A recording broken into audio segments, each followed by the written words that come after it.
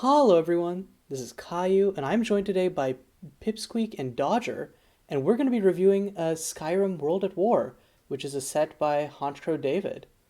Um, let's get right into it.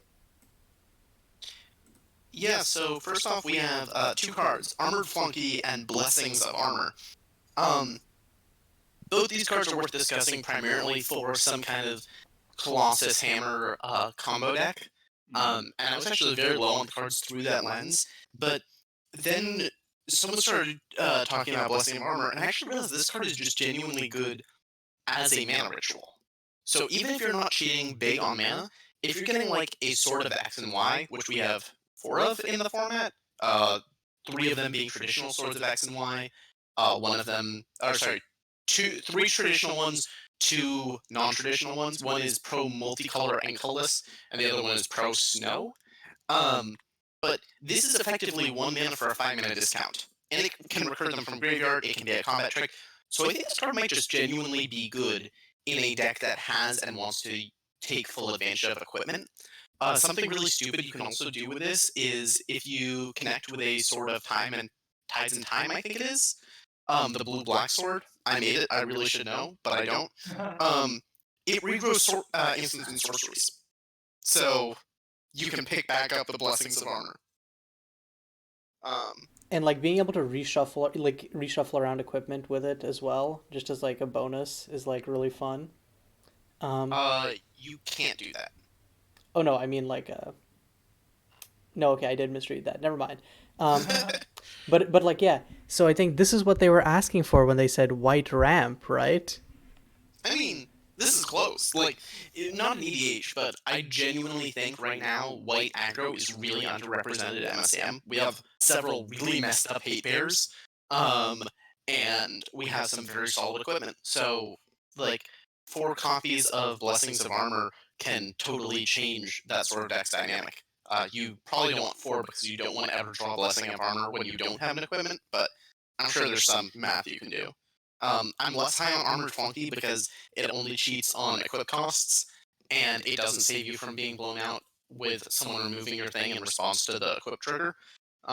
But if you're going full combo with it, this is obviously still on your radar. But I think fair game plan wise, Blessings of Armor is actually just that good. Yeah, I think Armored Flunky is missing like a density of equipment that you actually want to play in your aggro deck anyway. Um, because like you have to take into account like is the equipment actually useful if I don't draw my Armored Flunky or Blessings of Armor?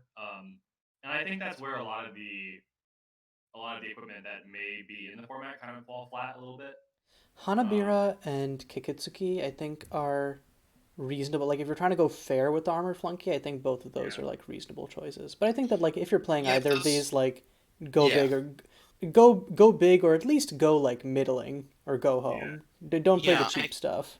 I think you don't want to be cheating on two mana because again, this is a one drop that does nothing unless you have synergy pieces, and it's not even a yeah. 2/1. Um, you want to be cheating on like 3 to 4 mana, and I think Blessings of Armor is really easy to cheat on that much mana, and Flunky is very hard to cheat on that much mana. Yeah, agreed. Flunky, you do get multiple like recursive value off it if you like um, have more Yeah, than one. if you have a ton of equipment, but I Mm, feel like that's kind of a win more scenario. fair, fair. Okay, so our next card is Disgruntled Nord, which is another one mana 1/1, so not super great. But if you swing with creatures, it turns into 3 Vigilance, which also acts as an anthem. So I think obviously the dream scenario is you play this, then turn 2 you go like Banished Companion, Stormshaper Adept, immediately flip it. But I think like even if you're flipping it later, um, you can still do like turn 3 or so, just curving out. I think you can do some disgusting stuff with it. The main issue I have with this kind of card is I think it encourages you to do a thing that is a really dumb idea right now in MSEM, which is go wide with small creatures. Um, if you go turn one, Disgruntled Nord, turn two, like raise the alarm or something, or create 2/1/1s. If you're on the draw, Roulette, you're whatever. yeah. Yeah, yeah, It your opponent is on the draw. They go cool. Here's my Rapture equals 1, or here's my Sheldarin's Rage, even if they're on the play, or sorry, even if they're on the draw rather. Like I I think the upside of this is pretty great. And this would be a slam dunk in any like standard white aggro deck. Mm. I just think the it is a bad enough threat on its own, um, that I would be unexcited for trying to build my deck to maximize it. Like Yeah. I, So I what think if you, you're you need to be playing? using like every part of it, which I think includes like the human type line, which I feel like you have to care Yeah. about that to some Mm, extent. Um, One other thing that comes to mind for me is actually like running something like hasty tokens because that actually allows you to only run this out and then maybe play something like Spitfireling, um, and like activate it. But this would be by turn four. But like that is a pretty solid board to attack with out of nowhere, and you don't actually have to overextend into a sweeper before you get your damage off. So So something like maybe what was the name of that one enchant? Passionate Congregation No, no, no, no. also. The enchantment that was it was like a one mana enchantment gave +2/+1 to creatures that enter the battlefield this turn. yeah, Newcomer Oh, Newcomer's Luck. Newcomer's yeah. luck. So some sounds like Dodger's suggesting something like that. Yeah.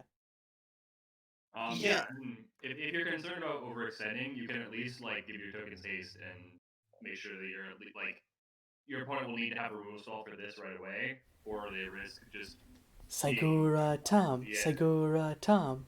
yeah, why not? Yeah, yeah, this is good with Tomcat. Um, yeah, You'd be hard pressed to find like cards in this vein that aren't good with Sigura. yeah, Is the thing. yeah, that's true. um, yeah. I guess where I'm at with this card is I think it's probably somewhere in the fine to good spectrum in the deck it is meant for, but I think that sort of deck is not very well positioned right now. Hmm. The one main thing which makes me a little bit higher on using stuff like Sigura or other like Dodger's saying, if we have other hasty token generators, is that like because like with Sigura Tom, like the tokens are dying anyways. With your token generators, if they're like generating you recursive value and it's not just like a one shot thing, even if you get wiped, you can like still do stuff. I'm thinking something like aetherized tokens.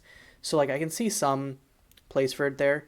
I think ultimately like even if um like let's say like token based aggro comes back, I think the main thing that's going to be holding this back is like how bad it is on its own or how bad it feels to top deck this.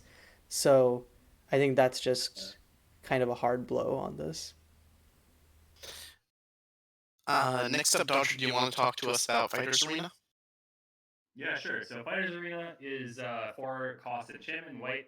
If you would create one or more tokens, you create that many +1 instead. And it has an activated ability for 3 mana. You can create a 1/1 human token. So of course that will actually be two, given the Fighters Arena static ability. Um, this kind of thing is something that we've seen in like regular Magic a lot, but I actually don't think there are many examples of it in MSEM. The only other one I can think of is Avatar Plume de Vol, and you trade the doubling component of a card like Anointed Procession for the ability to kind of fuel itself, um, and like keep making an infinite source of tokens by itself, which I think is fair. I think that can be pretty valuable in a token deck because if you do overextend and get wiped, at least you have like something else on the board that lets you like keep adding to it, um, even when you're low on cards. Notably, we have uh, White has three other token doublers. I see. Before the Storm, which is from DYA and has some minorly relevant text. Mirage Master from Orifo. God, I can't even pronounce that. One of the OPO sets, ORP, um, which is a 3/5 for 6 with making double tokens. And then also, Path of Shadows apparently just has straight up white doubling season. Wait, isn't there also destabilizing the rifts as well? Yeah, there's also destabilizing the rifts, but I wasn't really going to count that. Yeah, so I think the main thing is just like I think usually like being an enchantment would be like a boon for because it's like it avoids removal, but like Avatar of Plume Deval like cleanly avoids like a decent chunk of removal in the format anyways.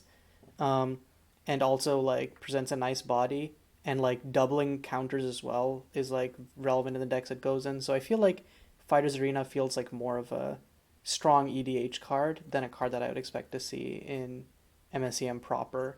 It does like being able to fuel itself is like strong to some degree, but like it feels slow. Yeah, I think for MSEM, it's not there. For MSEDH, it's really sweet, especially in combination with things that don't make creature tokens, but make other types of tokens. For instance, the Master of Imports, I think, from Way, would create 2 treasure tokens whenever an opponent has a non-basic land enter under their control. And then you have something to dump all that mana into. So I think it's great there.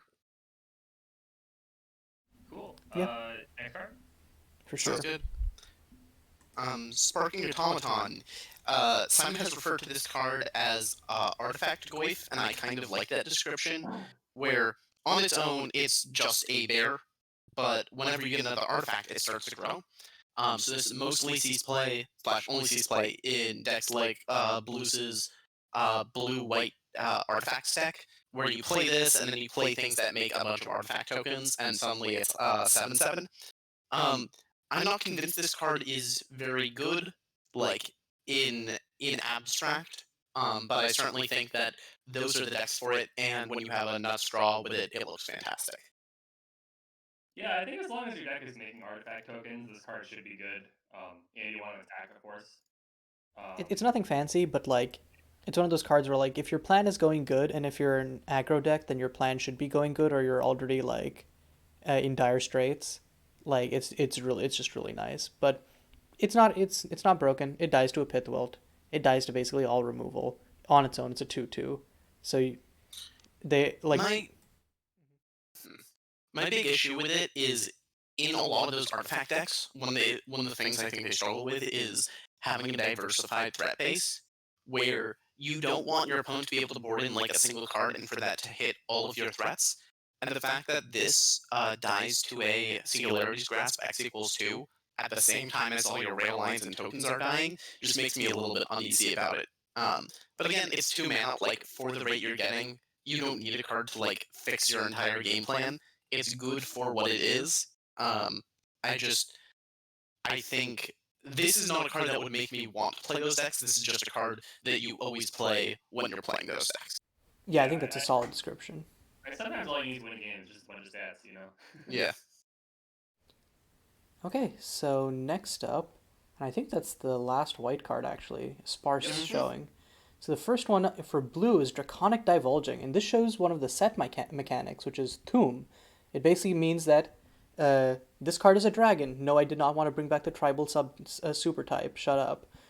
It's a type. It's Type. not even a super type. Oh my god. Yeah, the tribal type. That's why it works for Goyf. Yeah. So the tribal type, um, and it costs one less tap for each dragon card in your graveyard, so it fuels itself.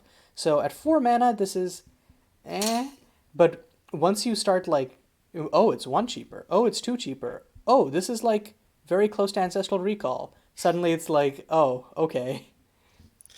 Yeah, where I'm at with Draconic Divulging is I think the card is not good until you have until it's a 2 drop. Once it's a 2 drop, Yeah. it's very good. Um, like in the past, cards that have been draw 2 and then conditionally discard 1 for 2 mana has seen play. This being 2 mana draw 3 then discard 1 is huge. Um, I think this is the most compelling reason to go blue in a Thum deck. Um, Unfortunately, for another card that we're going to talk about later, which is the one that I liked more, I think Draconic Divulging is just better because it's easier to make good.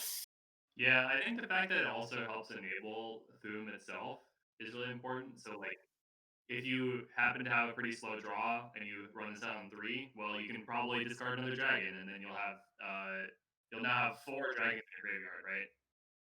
Or 3 dragons in your graveyard, sorry.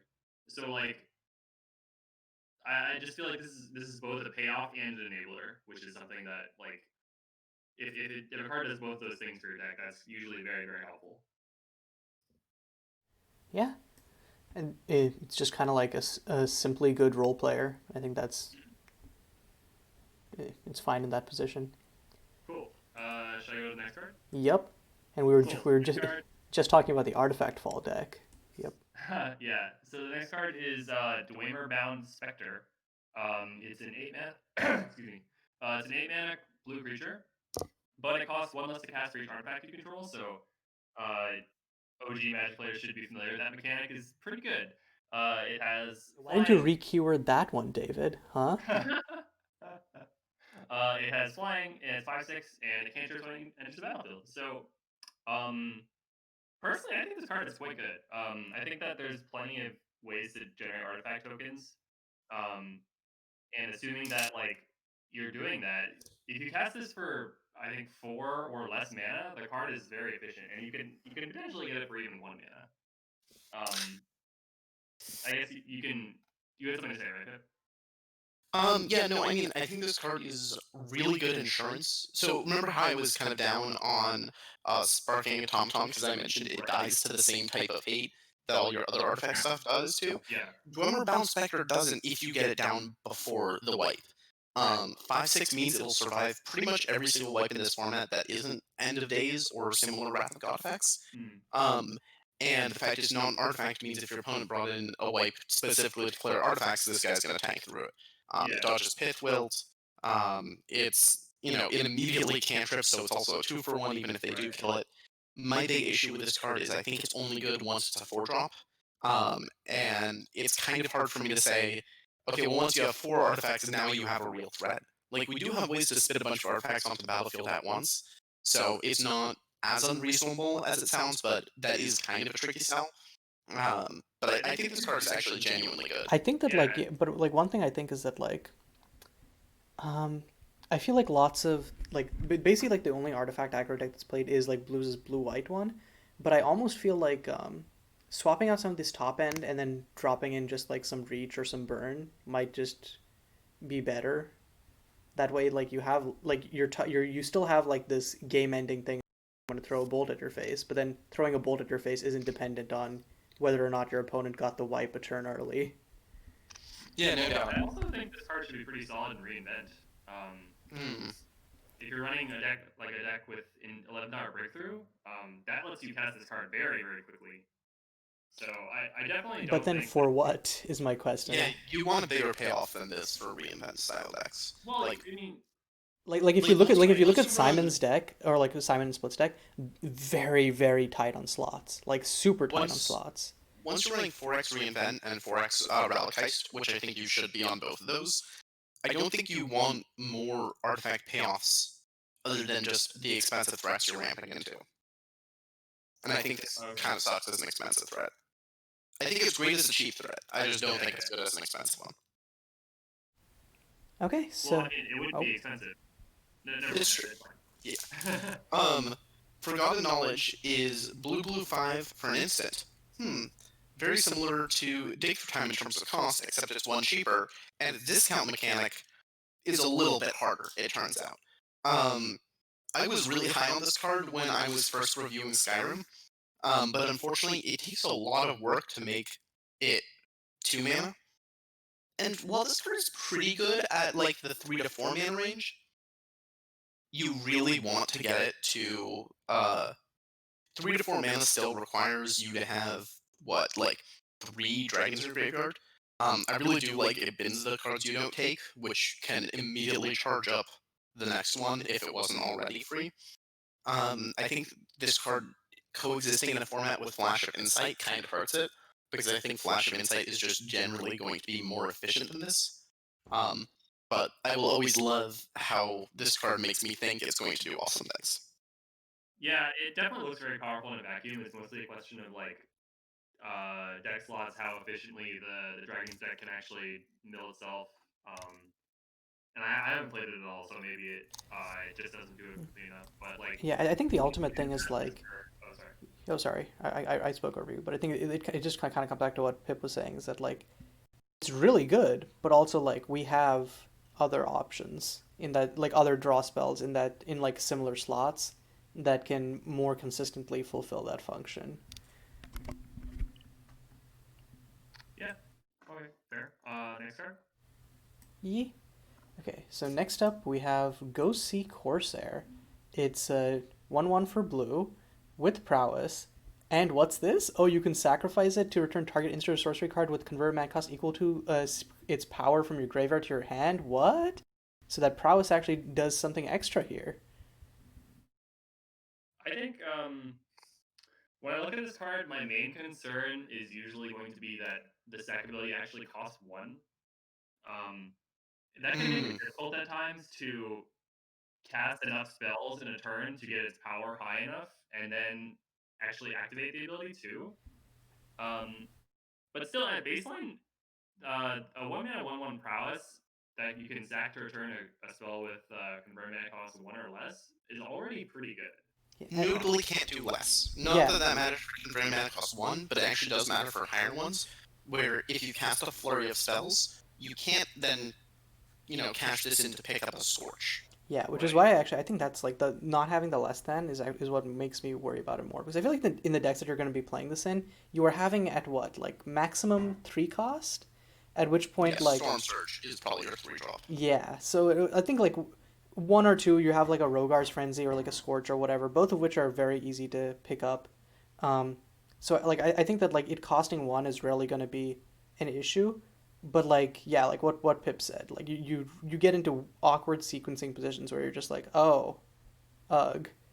I think also it not having haste or evasion is also a little bit sketch. If And this had evasion, this card would be broken in half, though. Like, the Yeah. 1 blue, 1/1 flying prowess in our format is already a card that's actually kind of ridiculous, just in the greater context of Magic. 1 mana for a 1/1 prowess isn't that good, but when you say you can also cash it in later to pick back up a Scorch, that's a huge amount of reach. Like, I think this card is good, and the only reason it isn't nuts is because our other 1 mana prowess cards are so insane. But I genuinely think this card is good. Yeah, I agree. yeah, Cool. I'll take the next one. sure. Next Sounds card good. is Greedy Hands. It's a 3 mana blue enchantment. When it enters the battlefield, you may tap any number of untapped artifacts you control, and you draw that many cards. And then whenever you cast an non-creature spell, you get a loot trigger.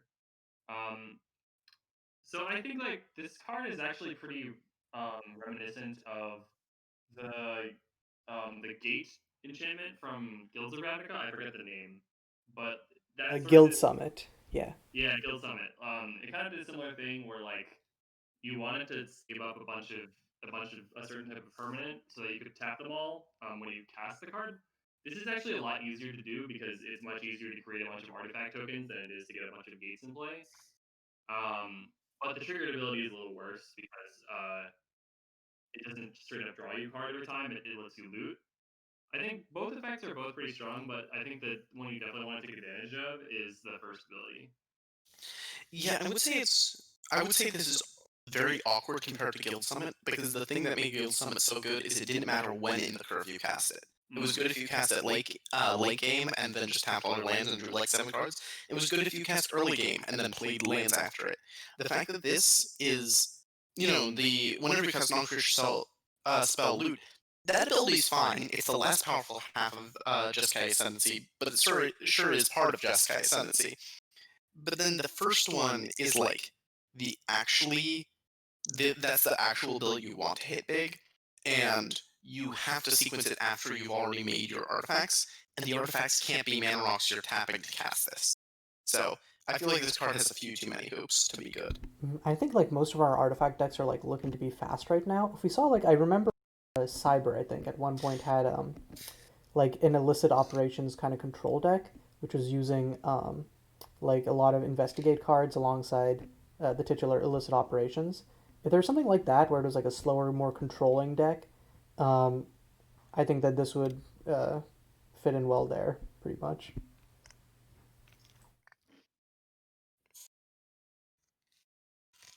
Okay, Yeah. so the next card we're going to be looking at is Myriada the Neuropath, and that's the first of the Planeswalkers here.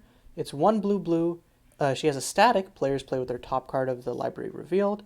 Her plus one allows you to cheapen the next non creature spell you cast by two. Her minus one essentially plays well with her static. You look at the top two cards of target player's library and you can exile any number of them. And her minus four draws you three cards and it increases your maximum hand size by three. Notably, since she starts with three loyalty, you can plus one her the turn she comes down and then minus four her the next. So, kind of just like a weird, powerful package of stuff that she's doing. Um, so far, the only place I've seen her played is in Crush's Planeswalker deck for the basically mono blue ramp potential. But I'm not. I feel like the kind of lantern control thing she's got going on with her -1, um, how she can like pretty easily like be cash in for cards if you're digging for something. It feels like an awkward package, but one that I like feel like has to have a place somewhere. I think my problem with her is if you want to go for the -4, it's pretty hard to utilize her +1 the turn you play her, especially if you play it on turn 3. You'd have to use it to run out a 1 or 2 drop artifact. Yeah, it reminds me of like the Stormwake decks where you use it alongside rail lines. Yeah, and that's definitely reasonable. I think. I also think that the fact that the -1, like, sure you get to do a little bit of like surveilling nonsense, is fine, but it doesn't have an immediate impact on the board at all. In fact, it never has an impact on the board. So I'm hesitant to run this unless like I'm sure that I'm going to be ahead on board. So, and this is the part of a given set review where I say something and I deeply regret once someone hears it and starts brewing. Myriada actually puts us to a density of two different Lantern of Insight effects, and we already have a bunch of the like Ghoul Caller's Bell style effects. So you could build Lantern control. And the thing that's scary about this is you can play her and immediately plus her and play one of those mill rocks. Yeah, And like that is true. Lantern control did require some combination of Ensnaring Bridge and Fast Mana to be good, so thankfully we probably won't have to reckon with that card or with that deck being present. But Lantern control is an absolutely miserable deck to play against, and the most powerful type of control deck is one that doesn't need to answer any of your threats because it doesn't let you have threats in the first place. And I think the fact that Myriada is also just a kind of powerful fair tool, where she's cheapening spells by 2 mana and potentially, casting Ancestral Recall, makes me kind of high on this card. I just don't know what to do with her other than Lantern Control, and I refuse to do that. Yeah, I think if you were going to make this card good, you'd have to be abusing that -1 somehow, um, as well as Slash the static. yeah, yeah. But I'm not super high on this card personally. The next card is a beloved card of mine, so I'll take it. Nocturnal's Informant is my favorite post-board control tool. Um, this card is just everything you want in a control mirror. It has flash, so you can cast it at end step. It generates card advantage as you beat in. It's hard to kill. The one issue with it is it really sucks against creatures. Like, really sucks. So you only want it in matchups where your opponent doesn't have creatures. But that means just post board, it's the thing that most control decks should bring in, versus either other control decks, versus combo decks, versus some mid-range decks where you think they're going to board out their creature removal and you think you can keep the board clear.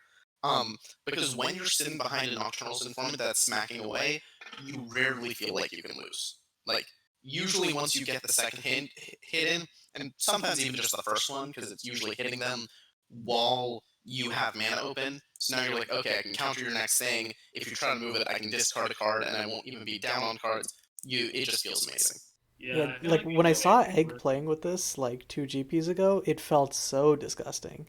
Cause like because like he had like cheap answers for creatures as well, so it wasn't like okay you play a creature and then it's just stonewalled because that's what control does. Control answers stuff, and if you like have a wipe, you're like okay I'll just discard a card, save it, and then like wipe the board. It comes back at end step anyways. So I yeah, think the one thing that's awkward is it lines up very poorly alongside both of our best 1 mana removal spells, which is Out of Body Experience leaves a 1/1 for it to be blocked by, and Exeunt kills it. Um, and like, yeah, you can 2-for-1 yourself to save it, but that's really not where you want to be. Um, so I think that's one issue. Like Egg said afterwards that Nocturnal Informant should not be in his main deck. So it's kind of funny that it looked disgusting, but that's the thing. This is a card that when it's good, it looks absolutely insane, and when it's bad, you never want to cast it. yeah. I think it was more of just like Egg realizing that as soon as like from the first moment he played the deck, and then kind of just like playing the removal around that, or like trying to like sequence it so that those are the removal spells that like, well, I'm only gonna cast this if I really really have to, or I'm gonna cast this before I run out this, or I'm gonna cast my Exins before I run out this Nocturnals. But yeah, I think like if you're building deck now, you would probably want like some of our 2 mana removal spells, which aren't as good, but like still have a good place there. But yeah, I think moving on to our next card, reflect on old lore. I I have a soft spot for this card. I think it's pretty dope in general. Um, so it's XX blue, instant speed. Discard your hand, then return up to X target non-creature, non-land cards from your graveyard to your hand. Then you also get to cantrip, and then you exile it.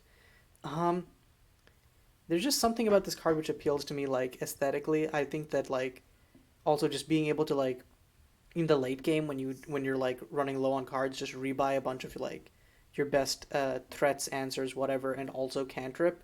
Um, like casting this for X equals 2, I think is just pretty sweet.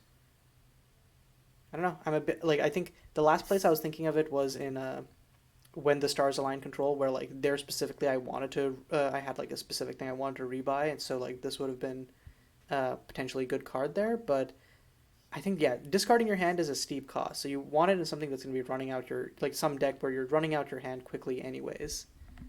Is my You thought. know, this card would have been really nuts in Ninhasir Blue back when I was playing that deck a bunch. Um, sorry. I like this card a lot. On paper, I think it's a little bit finicky to figure out how best to use it. And the fact that it requires you discard your hand basically means you need to have an empty hand when you cast this. Otherwise, it's going to kind of put you pretty far behind. Yeah, this feels like the kind of card that I would run in an extremely efficient Storm deck that somehow had access to like an insane amount of mana generation. Because if you can afford to like cast this for X equals 3 and get back some like Lotus Petals or whatever, whatever Lotus Petal like that card that card is definitely very good in that specific deck. I just don't think that MSEM really has the tools to make a Storm deck capable of generating that much mana. Not at least not consistently. I could be Um, wrong though. I'm not an expert on building Storm yeah, decks. I'm not sure if I agree with you. I hadn't thought about this card in Storm. That actually makes me a lot higher on this card because Storm lost its big or traditional Storm, not Land Storm. Uh, basically died with the banning of Ebb and Flow. Um, but Reflect on Old Lore isn't a good ebb and flow, but it, alongside speed rating, probably starts to get kind of close to making up for that. And with the new tool that Kamba Old Dawn brought, I've been thinking recently it might be time to revisit Storm, because MSEM has crazy good rituals and cantrips. Do you mean Um, Flatboat Artisan? yeah, Flatboat Artisan is nuts in Storm. Yeah, It's agreed. everything you want to be doing. So this card might actually be legit in Storm. I hadn't thought of that perspective. Fair. Yeah. Um, all right. Next card. Yep. Going black. Cool. Yeah, that's the last blue card. All right. I got you on this one. Brotherhood Conspirant. It is a 1 mana 0/2. It has an activated ability. Sack a creature, and you look at the top card of your library. You can put it in your graveyard if you want. So this is the kind of thing that you run in Aristocrat's Shell if you're really trying to also dredge yourself. It feels very much like, oh, this card is like a silver bullet that was made for my deck, you know. But if you are firing on all cylinders with the synergies this card provides, then I could very easily see it. Um, it's also a free sack outlet if you're doing some kind of weird combo shenan. I don't know. I I recognize this is in a GP list that, to my knowledge, has been doing well so far. Um, I think that's much more of a symbol of the rest of the deck around it rather than and Conspirant on its own. You mean dredge, right? Yeah, I do mean Dredge. Okay. Which dredge deck is it in? It's in Plipster's deck Ah, okay. because that's the kind of more grindy shell. Right. Um, I I think part of the issue is MSEM has some really absurdly good sack outlets, like the one red one that I'm not remembering right now from Harvest Festival. You are thinking of Autumnal Watch. Yeah. Autumnal Ah, Watch makes this look so bad. The fact that this true. doesn't have a power is a kind of huge miss. And the fact that Autumnal Watch actually is pseudo drawing those cards just is a huge power level raise. So I think this is basically good precisely if you are, doing something degenerate with the graveyard or you don't have access to red for some reason.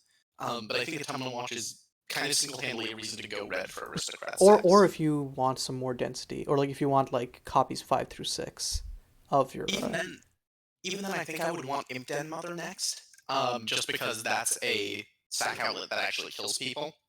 It also can feel itself too, as well. Mm, So yeah, I think I would agree that this card feels in general worse in a vacuum than than your other aristocrat deck outlets. It really does feel like you have to also care about having a big graveyard, um, which I don't know how many of those kind of decks exist. Like I guess Dredge is certainly like this variant of Dredge is certainly one, um, but I don't know. Um, it's definitely not like the most powerful deck outlet in a vacuum. hmm Yeah, I think the one place I've seen it played before Dredge was the Aristocrats deck, which uses Tome of Lost to basically recur your entire graveyard, and there, like being able to fuel your graveyard was a relevant synergy. But yeah, I think in general it's lower powered than other sack outlets available. yeah. Okay, next up we have Chaos and Bloom, which is one black black for a sorcery. As an additional cost to cast this spell, exile X cards from your graveyard, and then destroy up to X target creatures and/or planeswalkers with converted mana cost X or less. So I think this saw like sideboard play in like a past few GPs, just because like it is a potential wipe that also gets to snipe planeswalkers, and it's only 3 mana. So from the side versus decks like I think like we had like some of like the planeswalker villainy decks which had like multiple targets for this. I think like it was like a reasonable choice there, but in Mhm. general I think we obviously have better wipes in black. If you compare this to something like Ignition Ritual, um, you have to be certain that you will have a large enough graveyard by the time you need to cast this, which is usually going to be turn 3 or 4. And I feel like not many decks will fit that requirement. Um, at least like I don't know, the not having to pay life is definitely a big upside, but like you have to be certain that you're going to have at least like 3 or 4 cards in your graveyard by that time. So maybe if you're running something like Oracle's Vision, that's something that you can like pretty confidently slide this card in. Um, but yeah, I don't know. Keep in mind also creatures tend to have bigger toughnesses than their CMC, or That is vice versa rather. Like yeah, it's very easy to just go Ignition Ritual, pay 2 life, and wipe out like 3 creatures. Then if you're starting to face against mid-range decks, you need to start exiling quite a few cards to be efficiently killing them. yeah, Uh, yeah. That's fair. I don't know. I think this card it's kind of clunky, but also it's very hard for me to internally evaluate it. So um, I don't think I'm giving it as much credit as it probably Yeah. deserves. If only it But like I if don't. it was like destroy all creatures and planeswalkers with Oh converted mana cost sure, X or less, then like that'd be now we're nuts. cooking with That would fire. be spicy. Yeah, Um, the other thing is just black has so many really powerful board wipes that you're in really tough competition. And I think the strongest thing that this does is be potentially one-sided. So if if you're in like kind of some black creature, like you're in a deck where you don't want to cast Violent Collapse or Vibrant Rapture because you have creatures you don't want to die, maybe this is better. But eh. yeah, yeah. I agree. Okay. Um, next up, Pip. Do you want to take this one away? Um yeah, Constant Conjuring is 3 and a black, and it is a really awesome card. It, the first line of text is very, very similar to most like Raise Dead, Animate Dead style auras. But the really special thing that it does is when the creature dies, if Constant Conjuring, didn't die, um, So if they blow up constant conjuring, you lose the creature and constant conjuring. If you just lose the creature, constant conjuring slow flickers. And then the creature comes back because presumably they destroyed it. They didn't exile it. If they did exile it, you can switch what you're enchanting. Or if you realize, oh, now they better card, you can switch what you're Oh enchanting. no, it only triggers when the enchanted creature dies. So if they exile it, then you Oh, that's true. then you Then lose you the lose card. it. It's a card that I think is genuinely very at the very least I'd give it neat. It might even be like actively nuts. I think it's actually probably really good in mid-range decks. Since if you're paying 4 mana to buy back like even a 4 or 5 mana thing, that's actually a pretty decent rate. Like that's really comparable to Chico. Yeah, I was thinking about this in what's the name, Chief Striking Dawn dot deck. This feels like pretty reasonable in there. I guess I could see that. I think personally for me, I'd want to be reanimating something that would have a bigger like immediate board impact.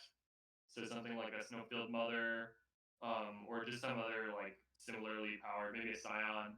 The reason I Um, mentioned Chief Striking Dawn dot deck is because it's like a mid-rangey deck which like isn't aiming to turbo out stuff, but still had like those like whack 7 mana plus reanimator targets because of Striking yeah, Dawn's ability. So yeah, like I I, could definitely see it in that deck. I just wouldn't want to reanimate Striking Dawn, if that makes oh sense. yeah, no, I was just mentioning Striking Dawn as like the face card of that deck Right, to right, right, for sure. identify it. Yeah, yeah. Yeah, I think this card is probably a bit underplayed. I think it's not that good in combo style reanimator decks. I think you probably want to be on temporal resuscitation, temporary resurrection. I can't remember what it is. Temporal Resuscitation. Resuscitation. Resuscitation. Thank you. Um, I and, or ghastly character isn't the worst because it's instant speed. Um, 4 mana for a sorcery speed thing that also dies to permanent based interaction. That's just not super where I'd want to be on a reanimator kind of combo deck. But I think this card is quite good in the fair deck for all the reasons you guys just discussed. Hmm? Yeah, 100% agree there. Okay, Cool. cool. Next card is Creeping Crypts. This is a 3 mana black enchantment. Uh, at the beginning of your upkeep, you mill 3 cards, and then you draw a card and you lose 1 life if a non-creature, non-land card was milled this way. And then here's the serious line of text for me: when Creeping Crypts is milled from your deck, you get to create a 2/2 zombie. Um, as I said in a recent conversation with Egg, Dredge did nothing wrong, but Narcomoeba is a war crime. In general, cards that are kind of pseudo free casting from graveyard, those are the things that tend to break Dredge style decks. This is definitely one of those cards. I think the format has cards that break Dredge more than Creeping Crypts, but the fact that Creeping Crypts does like a not that terrible impression of Phyrexian Arena, and also is a mill engine if you happen to draw it, kind of makes it really good. I don't think it's that good in a fair deck. I think well, it might be better in a fair deck than I'm giving it credit for, because as mentioned, if you have a high enough density of instant sorceries and enchantments, it does a pseudo Phyrexian Arena thing. But we do have 2 mana Phyrexian Arena in this format, in the form of Lazer's Altar. So I don't know. I'm But kind of low Ed, on this in a fair Lazer's deck. Altar is bad, and no one should ever play it. That's true. I forgot that no one should ever play Lazer's Altar. But I think this card is just. I think it's weird and maybe worth exploring in a fair deck, but the main use for it is dredge bullshit. Which we're seeing come out in force. Yeah. Wait, why'd you say Dredge twice? Yeah, I mean, this definitely is like very much a dredge card. I could see you running this card in a deck that wasn't explicitly dredge because it does kind of feel itself if you're running 4 copies. And like if you are a graveyard deck that happens to also care about enchantments, maybe you want this. Maybe in like Freeze Your Brain dot deck? I don't know. Yeah, and if if Hunter's hideout decks weren't already stacked for 3 drops, Yeah. I'd be kind of interested in it for that. Mm. Because it's just randomly, it's another mill source. it can draw you cards. That's something you want to control deck, and it also increase the density of hits off your self mill spells that do stupid things. But I don't know. I think it's a little slow for that deck. Yeah, I would agree. Okay. Cool. All Yep. right. Next up is a card that Pip, you were excited to talk about. So you want to take this one? Yeah. So this is a card that I think I haven't built a deck where I want it yet. But there's a specific reason I think this card is good. So Governess's Might is a 5/3 flying. It can't block. For 4 mana, that's not technically the worst. Like it's a little bit lower than I'd want, and 3 toughness is kind of a hard sell. But the fact that you can cast from your graveyard as long as you have a dragon permanent is really big when you remember we have a land with changeling. So in a deck with polyp pools, as long as this thing doesn't get tagged by some exile spell, which is really just Pithwell, sorry, not Pithwell, out of body experience, since it dodges one shunned, and we don't really have other exile spells in the format, you can keep recasting this again and again, which is a really good attrition plan. The main issue I think it runs into is the fact it can't block makes it much worse in control, so it's kind of slated for mid-range, and mid-range fours in this format are really stacked. So I'm not sure what deck wants it, but this plus Polyp Pools is a powerful enough interaction that I refuse to believe that some deck doesn't want it. Yeah, if there's like some sort of like a dragons mid range, I could see that. In either like red black or like Nexus. I do have to agree. I think if you are running a dragons deck, I feel like I would want more of the dragons to have, or as many of the dragons to actually have Boom as possible, because it feels like if you're running a dragons deck and you have so many like 4 or 5 drops like Governess's Might, it kind of feels like your deck's very top heavy. I do like the Polyp Pools idea a lot more personally. If I were gonna be running this card, um, One thing that is a bit awkward is Polyp Pools is not a card you want to put in a 3-color deck that's trying to hit double pips of a bunch of its Yeah. colors. So It's you also can't really do not this. fetchable to my understanding. Yeah. I mean, yeah. Not I easily. was gonna make some kind of intrepid joke, but I mean, Intrepid or all of the creatures we have that randomly have type cycling. Like, we have a 1-drop wizard with wizard cycling. That can fetch Polyp Pools. Oh, that's actually Don't do this at disgusting. home. Don't do this at home. This is not disgusting. This is bad.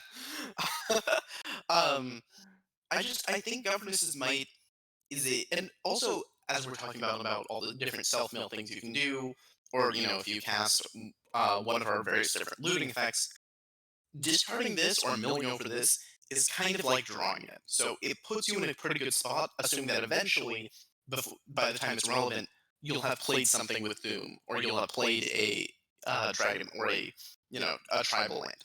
I don't think it's great, but I think it has a very specific niche, and I think it's very good in that niche. And I also think that niche is good enough for MSEM if someone finds a shell for it. yeah, I agree. Okay, next card. Yep. So Okay, Thalmor Agent. You thought Heritage Druid was good. Thalmor Agent is a 1-mana 1/2. It is an elf. It has an activated ability. Tap 3 untapped elves you control. You draw a card and lose 1 life. So this is very much an engine card. If you are creating or casting a bunch of elves, this card will essentially just keep going with no additional mana investment. I think this is like one of the reasons to play an elf deck if that's what you want to be doing. It's more about like, is there a high enough density of strong elves in the format to make that deck an attractive one? I mean, I think this card and another card we're going to talk about a little bit later actively is a reason to play elves because this is such a powerful effect. Like, Crypt Breaker, I'm pretty sure was the zombie equivalent of this. Right? Yeah. That card did technically have the ability to also generate zombies, but that effect is insane. Being able to hold elves up and then tap them to draw cards, being able to break board stalls via generating card advantage. When your opponent has a big creature, when you have to be in that holding power pattern.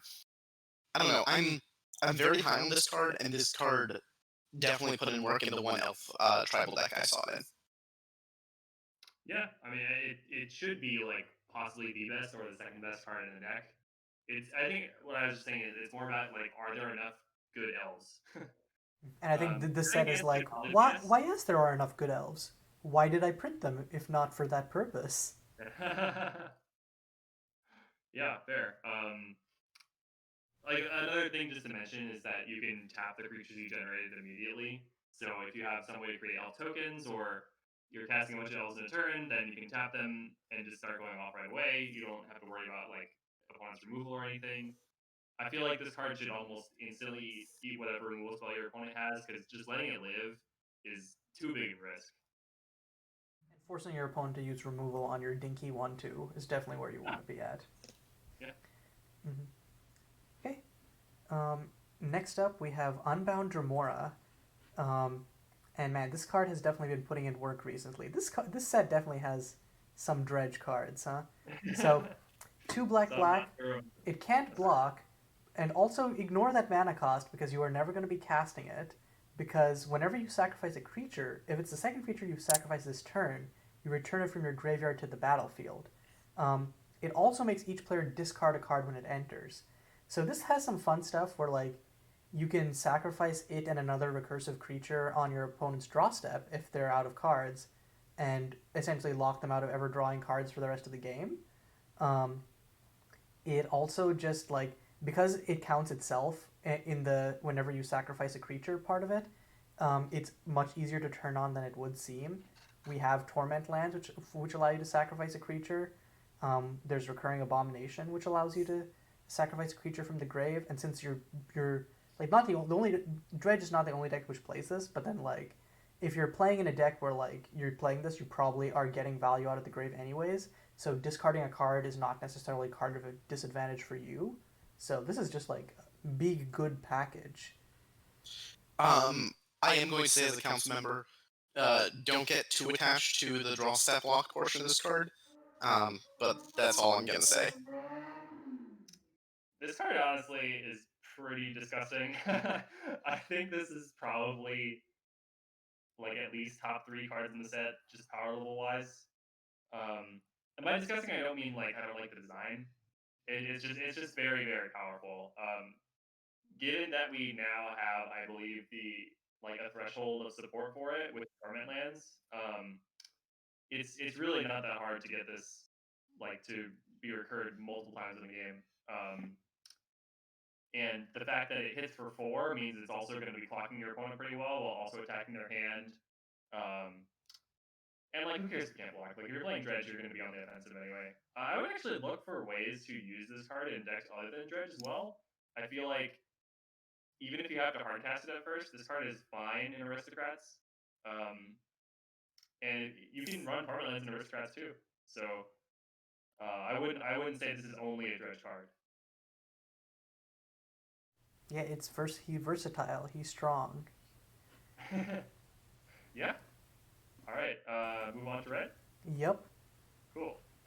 So the first red card is going to be Baltris Consortium Agent. So this is a 4 mana red enchantment, enters with 5 loyalty. She has a passive ability. If a red source you control would deal damage to a single creature, excess damage is dealt to that creature's controller instead. She has a 0 that creates a 2/1 elemental with haste, and she has a -2 that lets her deal 2 damage to any target. This card feels like a pretty solid top end for some kind of like red deck wins list. I think the most powerful ability is actually the static ability, because that allows you to just all excess damage that happens to go through blockers. It essentially gives your creatures trample. It lets your damage spells trample over. It's like I don't know. And both the abilities are fairly useful. Sorry, I've been rambling. Go ahead. Um, I've played her in Jund Polymorph, and she felt really good there. I think she's kind of bad in lower to the ground decks because uh, we have some really nuts red deck win style walkers. Um, the That is 3 true. drop IL Tazan is Altazan does feel better than this in yeah. most most ways. Yeah. But this giving your red creatures trample, this giving your red burn spells pseudo trample, and having 2 removal spells in her, or just an endless stream of 2/1s, that's pretty great. It's also blocking trample, which is kind of neat. Um, True. Yeah. The blocking but trample is not something I thought of. That's actually a very neat interaction. um, but Petition to call it Blample. in in that deck, she was really key because she was one of the few Jund planeswalkers that could make a creature, which then you could polymorph into desert worms. And then her passive alongside desert worms usually would kill people when you swung. So that was awesome. Yeah. But I think the card, I don't know, the card is just a little bit, it's a little bit too fair, is I think the best Wait, way I to was put it. literally gonna say that exact thing. I had that exact phrase in Yeah. mind. She seems too fair. Like, because I'm looking at her next to Emily Main, who, and like, I'm like, they're both like good cards, but Emily just pops off so much harder. And I feel like we have like once you start hitting 4 or 5, we have lots of red cards in a similar vein where like the ceiling is just so much better, and like it does so much more the turn it comes down. Um, but yeah, she's just like I feel like it's a strong card, but it's a little bit too fair of a card. Yeah. Hmm. Okay. Next up is Diving Dova, another Tomb Dragon. It's 5 red red, flying haste 4/4, and when it enters the battlefield, you impulse draw. I think this is of the Tomb cards we've talked about, the one which you really like. You need to cheapen this a lot for it to feel good. Like I feel like you want it to be like 3 cheaper at least when you're casting it, and then if you have it 4 cheaper or more, that's when you really start like pod racing with it. I think this card for 2 mana is probably one of the more powerful cards you can play for 2 mana in the format, if not the most powerful.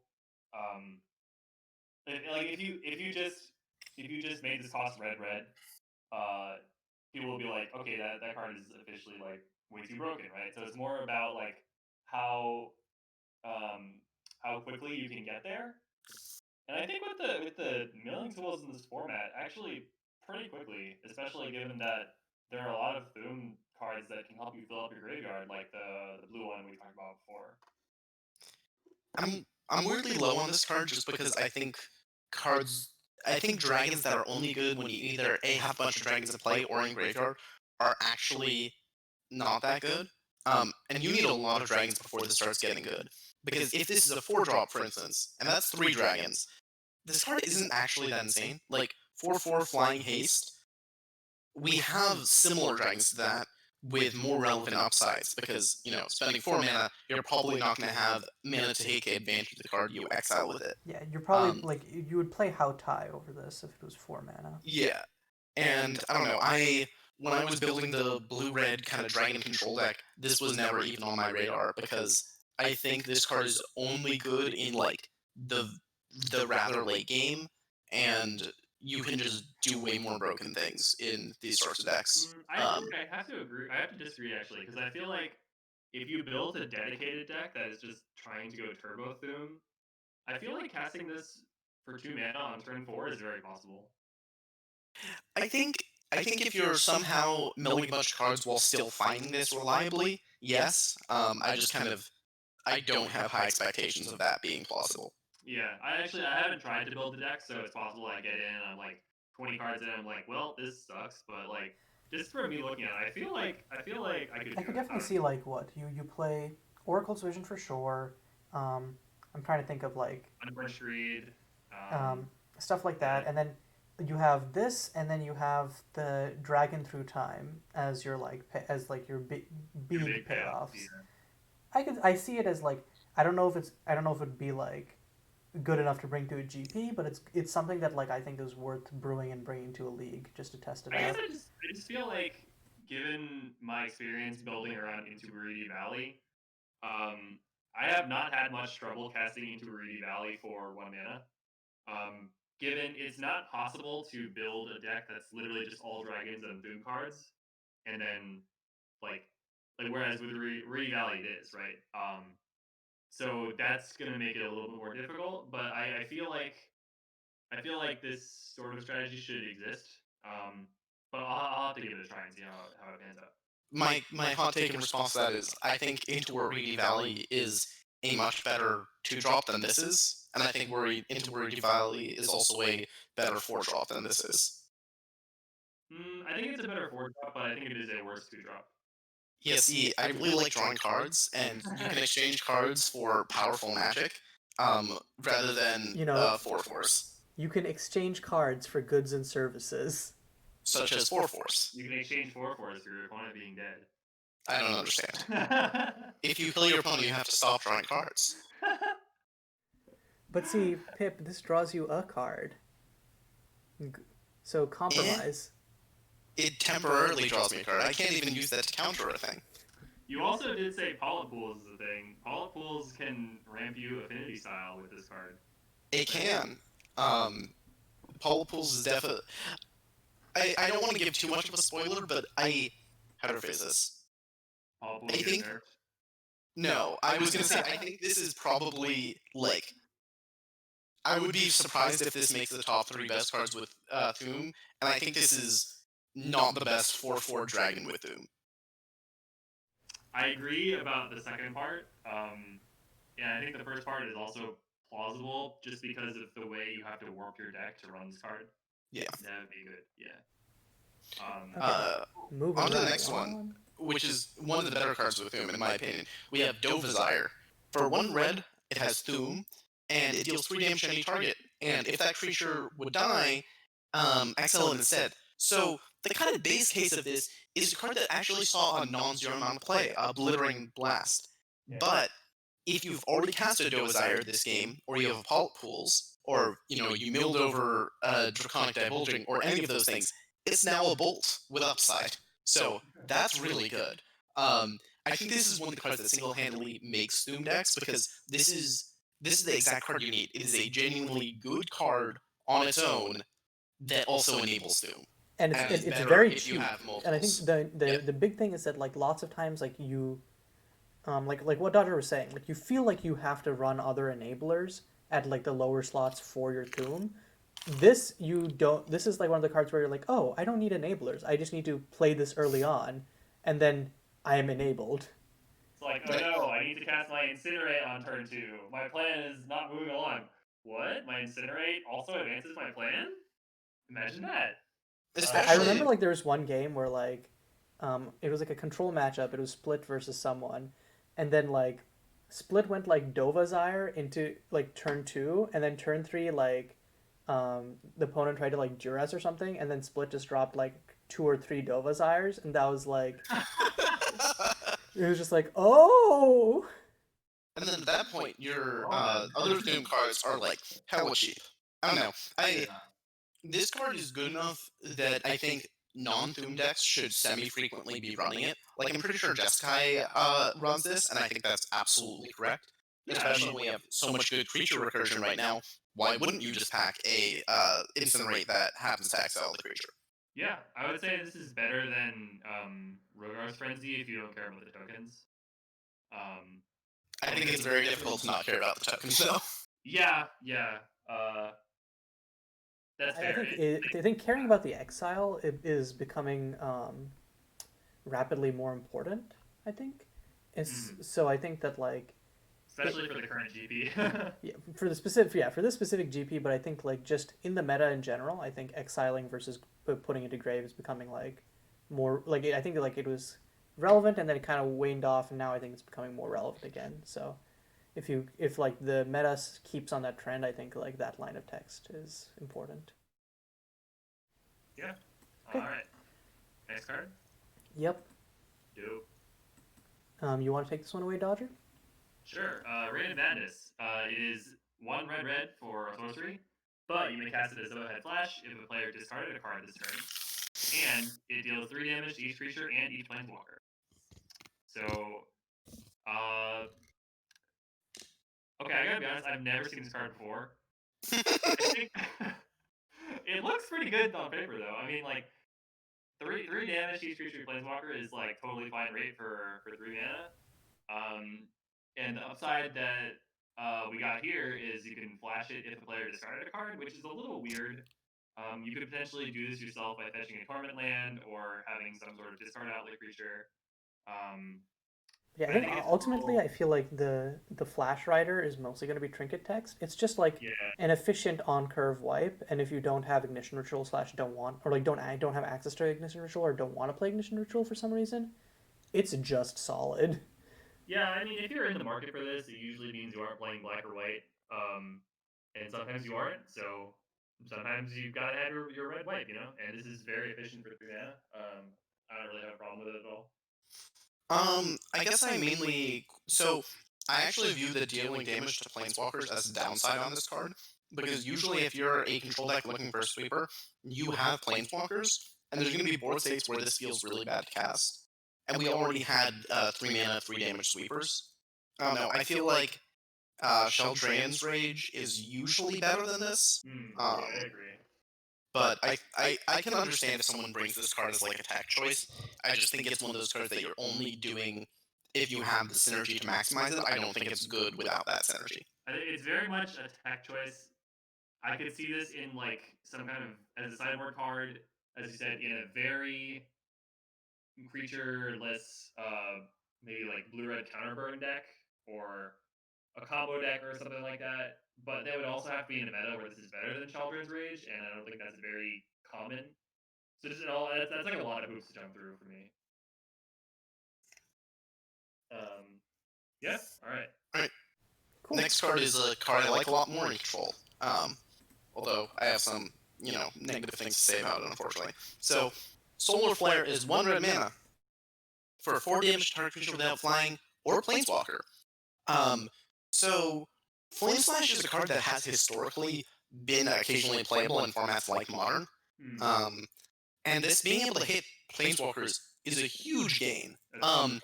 1 mana efficient creature removal is a premium. The main issue with this card is the fact that it's a sorcery. So when I was playing 5 color control, I was running this for a while and then eventually cut it because the extra 1 damage it was doing over something like Thunderwave didn't actually justify it being sorcery speed for me. But if we see an increase in the number of 4 toughness creatures running around, this is something that I would definitely point to. Yeah. It feels very much like a meta card. Given like how since it is a sorcery and the without flying rider will matter sometimes, but it really just has to come down to okay, there are lots of 4 toughness creatures. I need to answer them for 1 mana. What do I got? And the answer is sometimes this. And I do love me some Flame Flash, and I think that this is like overall probably better than Flame Flash. So that's nice to see. But yeah, I don't know. Yeah, I haven't seen any of this card like at all, but yeah, I think like until we really like the extra one damage starts mattering, like what Dodger said, Scorch and the entire family that exists around that is probably going to be more attractive. And the thing that I would say is, if we notice Dwemer made Dova seeing more play, if we notice more Snowfield Mothers running around, if we notice Lady Jen making comeback, those I think would be the 3 big cards I would point to in terms of have tech for those. And this Yeah. is a great tech for those. Mm-hmm. Cool. Um, This doesn't hit Dwemer Ready Dova because that was flying. oh, right. I guess that's relevant text. The next card is a card that I just think is really worth keeping an eye on, which is Wandering Bard. So for 1 red, it's a 2/1, so Goblin Piker stats, and when it enters battlefield, you can return a artifact card with a converted mana cost of exactly 2 from your graveyard to the battlefield.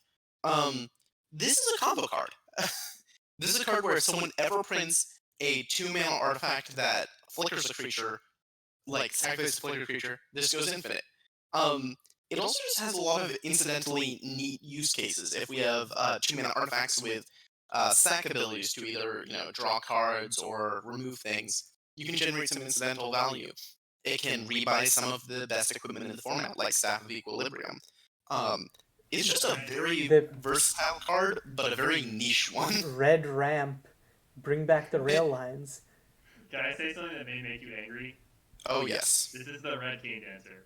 Yes, No, that does it's make no, me no, no, angry. it's not. It is actually not the red. It's the But red I reprising did bard. think about that. It's literally the red reprising bard. Okay, but it only brings back something with CMC2. It is very clearly Cane Dancer. Yeah, okay, but then why? Okay, you know But what? also, Then this makes me angry at Crow for making something that is like flavorfully like so obviously a reference to reprising bard, but then not going the whole hog with it.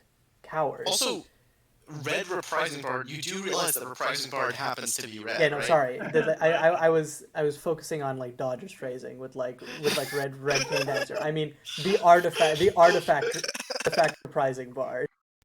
like, Um, I don't I know. think I think this card's just neat. I don't think you need to do like.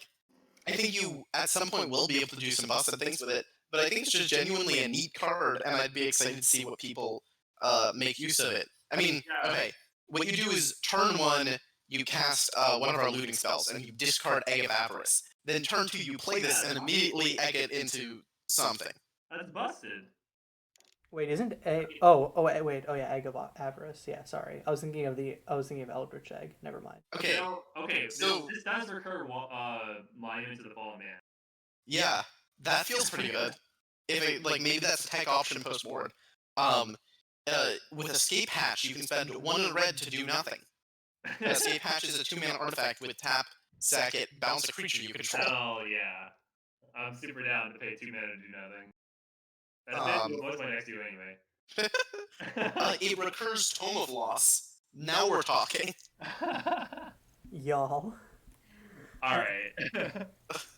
Let's Okay. move on. Let's move on to green. Y'all are brewing too much. We're going too deep into the bad pit. Oh, okay, can I do this one? Oh yeah, please do. Okay. Altmer Emissary. Y'all thought Figure Destiny was good? Check this shit out. It's a 1-mana 1/1. It's an elf, which, as mentioned it before, is relevant. Its first ability, pay 2 mana, which is either a hybrid blue or black, to mill 2 cards.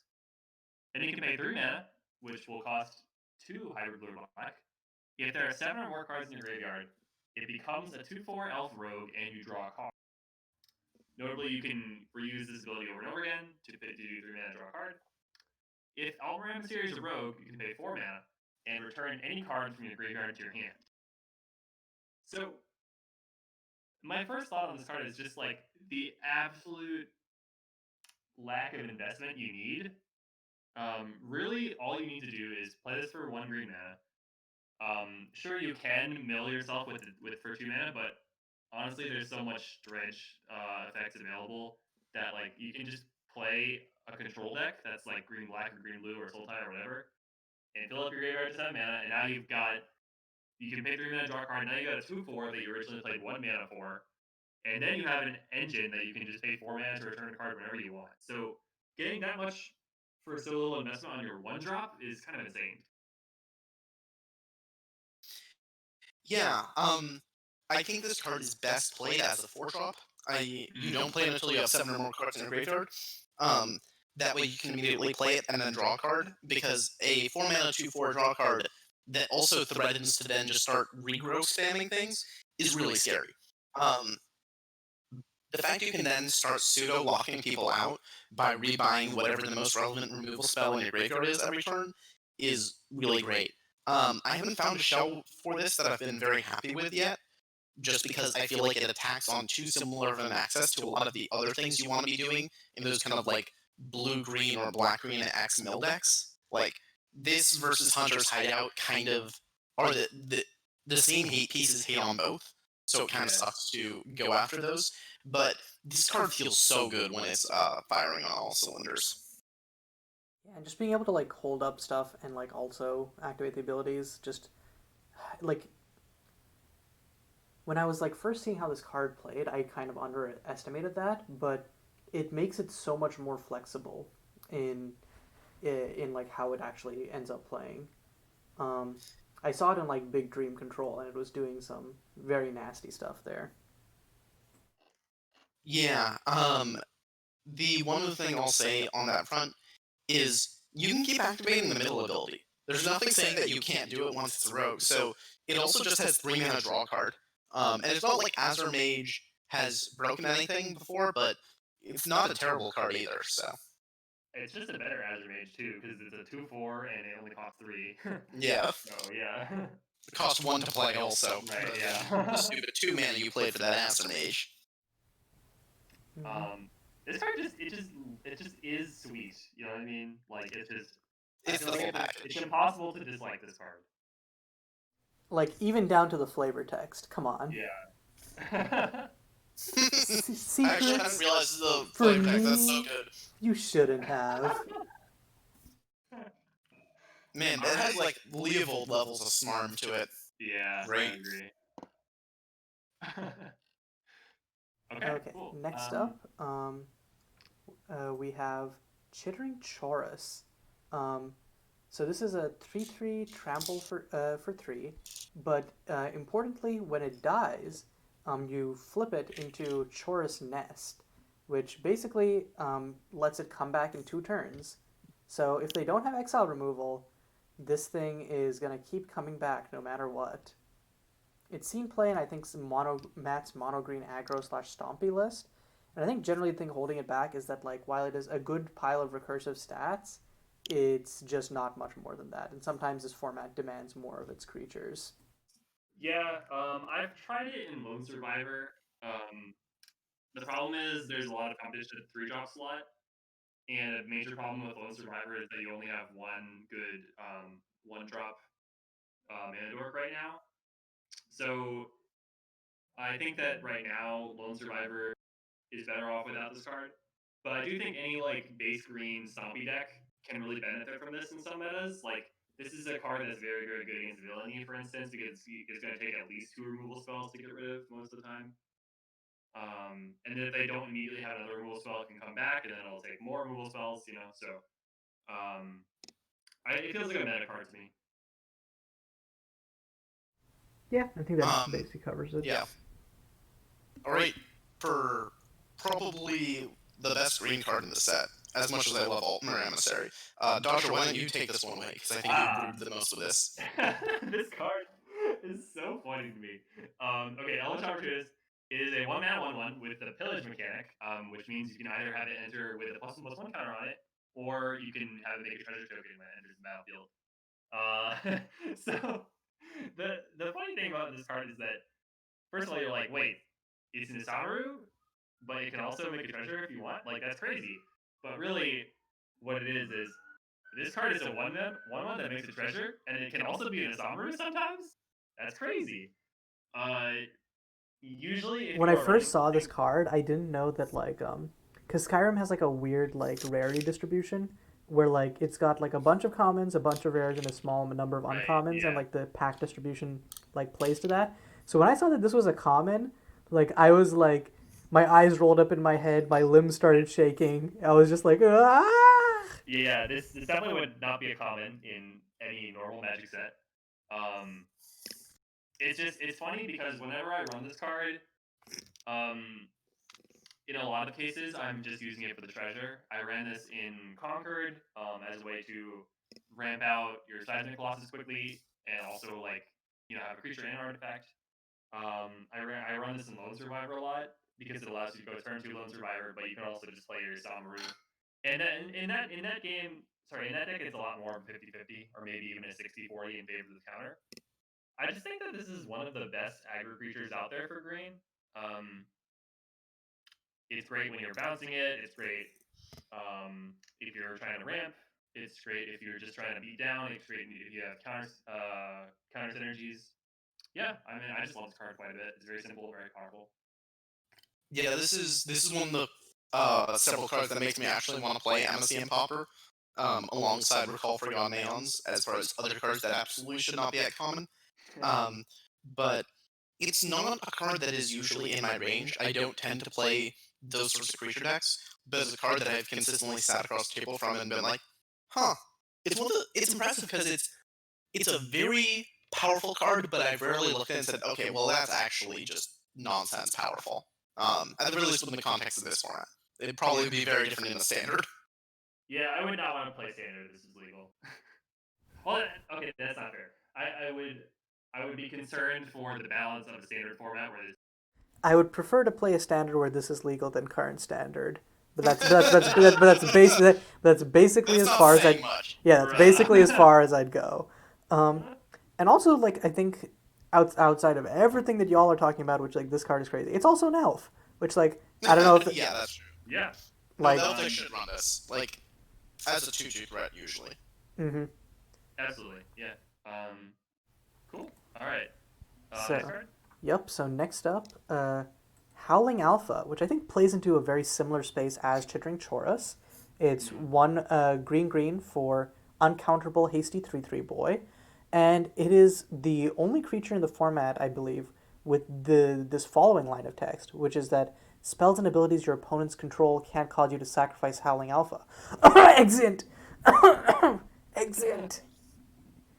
But yeah, it's very obviously designed to fight against like Exint and Memento Mori, which were kind of like the tag team best removal spell in the format for a while. Speaking of Exeunt being good, just oh god, just Howling Alpha, just as a whole, is good against everything I like to do. Um, and it's impressive that I haven't died to this card yet. Just I think the problem with it is that right now, those kind of particularly the counterspell control decks are very weak in the meta, or at least not being played. So that does take away a lot of the power of this card. Because even Also, against Elite, Pitwilt, like like the this gets rise of still Pitwilt, well. I Yeah, think if it coincides with the harsh fall of this card. yeah, that's I true. mean, this card was not ever soaring particularly high to begin with. Yeah, Um, to be Yeah, they yeah kind of fair. like To put it in Share. context, it was like it was kind of like man, you know what? It's nice y'all let me come out and like sit in the back row, y'all. It's really nice. And they're like, actually, never mind. We're kicking you out of our room forever. Throwback to when this card was first in the set file and it was a 2 mana, nothing else changed about it. Um, that was not particularly okay. What? um, I but want that card, please. I don't. I really don't. I had one really funny moment with this card where I cast Exeunt when my opponent had this card and a much bigger creature out. Oh no. Um, The downside confirmed. Oh my downside god. confirmed. It's I think this card is just kind of a semi-reasonable tech option Yeah. if the style of decks that I used to spam, which were basically all edicts and counter magic, and literally no point and click removal other than those two things, come back in full force. I put it in a couple of sideboards that didn't feel awful, but I think our 3-drop slot in Aggredex is just so tremendously stacked, Yeah. and Tenacious Guide exists, so I don't think this card's insane. This feels like a tech choice for various survivor esque aggro decks. Yeah. Yeah. Mm-hmm. Cool. The next card's card I've played a lot, which is Keen's Devoted. For 1 green, it's a 0/1, and taps to add green, blue, or red. If this mana is spent to cast a creature spell with power 4 or greater, it can't be countered. This is usually the second mana dork I run. You run 4 mana sex, and then you run 3 Keen's Devoted because turn 1 ramp is really good. Yeah. The number of decks I've played recently where you just kind of hard mull to having a turn 1 mana dork really appreciates the density of being able to do that without going to 4 cards each time. Yeah, Wait, I so don't know wait. if this is one of the most powerful cards in the set, but I think it's one of the most widely impactful cards since the set has been released. Yeah. I have played a lot of this card as well. Um, I think It's surprising how it, little the can't be countered text is actually relevant. Like I expected it to be It, relevant a lot more, but so far, like it just being a good mana dork is what really sells it. well, it's relevant a lot for me. it Because makes I'm Seismic Colossus uncounterable. casting Seismic Colossus, casting Scions, casting stupid nonsense with it. Yeah. I'm Oh, just okay. really glad that this specifies creature spell, and thus it doesn't protect Intrepid, because if this thing protected Intrepid, I would lose my fucking mind. That would be I would pretty hate this annoying. card so much. I will say, has Crow confirmed that it's pronounced kind? Because I always pronounce it Kine. Oh, I don't know. I always pronounce it Keen, so we have three It's different from Skyrim. pronunciations. Okay, we have to ask Crow then. But then my always headcanon was I don't Yeah, know why they but call it Pip, Kanye's Pip, devoted mhm. because Kanye sounds like Kanye. It's And Kanye. yeah, Pip, you say that as though Crow didn't make Skyrim. Yeah, Yeah, Crow designed the game Skyrim. Just so we're clear, right? yeah. we don't see it, but Crow. Wait, what? God damn it! What's the name of that one guy who was always memed with Skyrim? Todd Howard? Yes, Forget the name Todd Howard? yeah. Crow is actually just Todd Howard behind the keyboard. Alright, time to move on to the next card, since we've gotten into this state of time. So we have Life Unfettered, which is just a kind of interesting card that Crow has messed around with a bit. So for green 2, ETB, reveal the top card of your library you can put onto the battlefield tapped if it's a land, otherwise it goes to your hand. This can be shortcutted mentally as the Risen Reef trigger. And then at the beginning of your end step, if you control 5 or more lands, you transform it, and it transforms into a Prophet of Crufex that doesn't give flash. So, I think this card is overcosted. That, like, pseudo cantrip, I think is about 1 mana of value, especially at sorcery speed. It's it's a bit good at 1 mana, but, like, that's roughly where it lands. And I think you need to be building a very specific deck to actually abuse being able to cast spells on both your turn and the opponent's turn. So I'm very low on this card, but I'd be curious to hear your thoughts. I have to agree. I think if you're not hitting a land with it, then this puts you too far behind. I can't really think of any MSEM deck that wants to pay 3 mana in green to draw a card, or frankly in any color. And like, sure, the Prophet Heroes effect is nice, but it feels and like if you are doing this on turn 5, it is essentially free. Um, so that is something to consider. I think in general, this is something that I would look to include in an already successful deck rather than build my deck around, if that makes any sense. As maybe like a 1 of or a 2 of. This does dummy stuff in EDH, like just Well, actually disgusting. yeah. Because like 5 lands is not an ask at all, and you have 3 untapped steps rather than just 1. So 100% agreed. Pretty disgusting EDH. I think like Um, it's not like I'm a little bit higher on it in MSEM, but like I think the problem is just like what shell are you gonna be in where you're fine oscillating between like tap out and just like flashing stuff in, I would and say some super greedy banished ramp deck or something like that could maybe yeah, make use like of this. if you started with like a witch's invocation emblem, like maybe, but yeah, otherwise it's a little bit hard to justify, is my feel. Yeah, maybe if there's. I mean, this card's probably very good in EDH if you have a commander that has a mana sink attached to it. Like, if we Yeah. have any Thrasios like commander, I'm so in for this card. Well, so this card is also very good with Monument of Queen. Um, because I it does mean, let you. it's Like, fine with it's not Monument of like it's Queens. not like you need to run a bad card to make Monument of Queens. You know. Right, that's the thing. Yeah. Um. So I don't know, but yeah, in general, I'm pretty low on this card. All right, I'll take next card. Yeah, sure, go ahead. Cool. So we got Thalmor Marshall. This is another elf payoff. We got 2 green for a 2/3. It's an elf, and you can tap 3 untapped elves you control to create a 1/1 elf. You can add a green, and you gain 1 life. I want to find a way to make this go infinite so bad. I want to find a way to make this go infinite so bad. You can actually technically do it You in. can have 2 avatars. You can do it in limited of this set actually. If you manage to open Thalmor Marshall And 2 Fighters Arena. and 2 copies of Fighters Arena, you can gain infinite life and generate infinite tokens and infinite mana. Let's go. All right.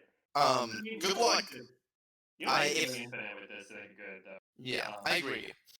It kind of does this pseudo sprout swarm thing where your creatures create more creatures, which can very easily run people over.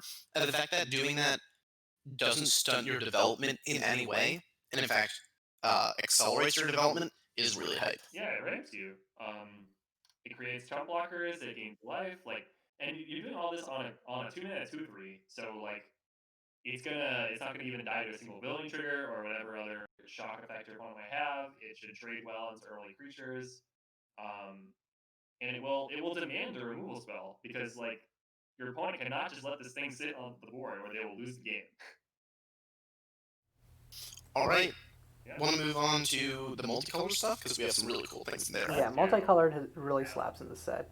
So the first one up is Remorse, which is 1 white, white, blue.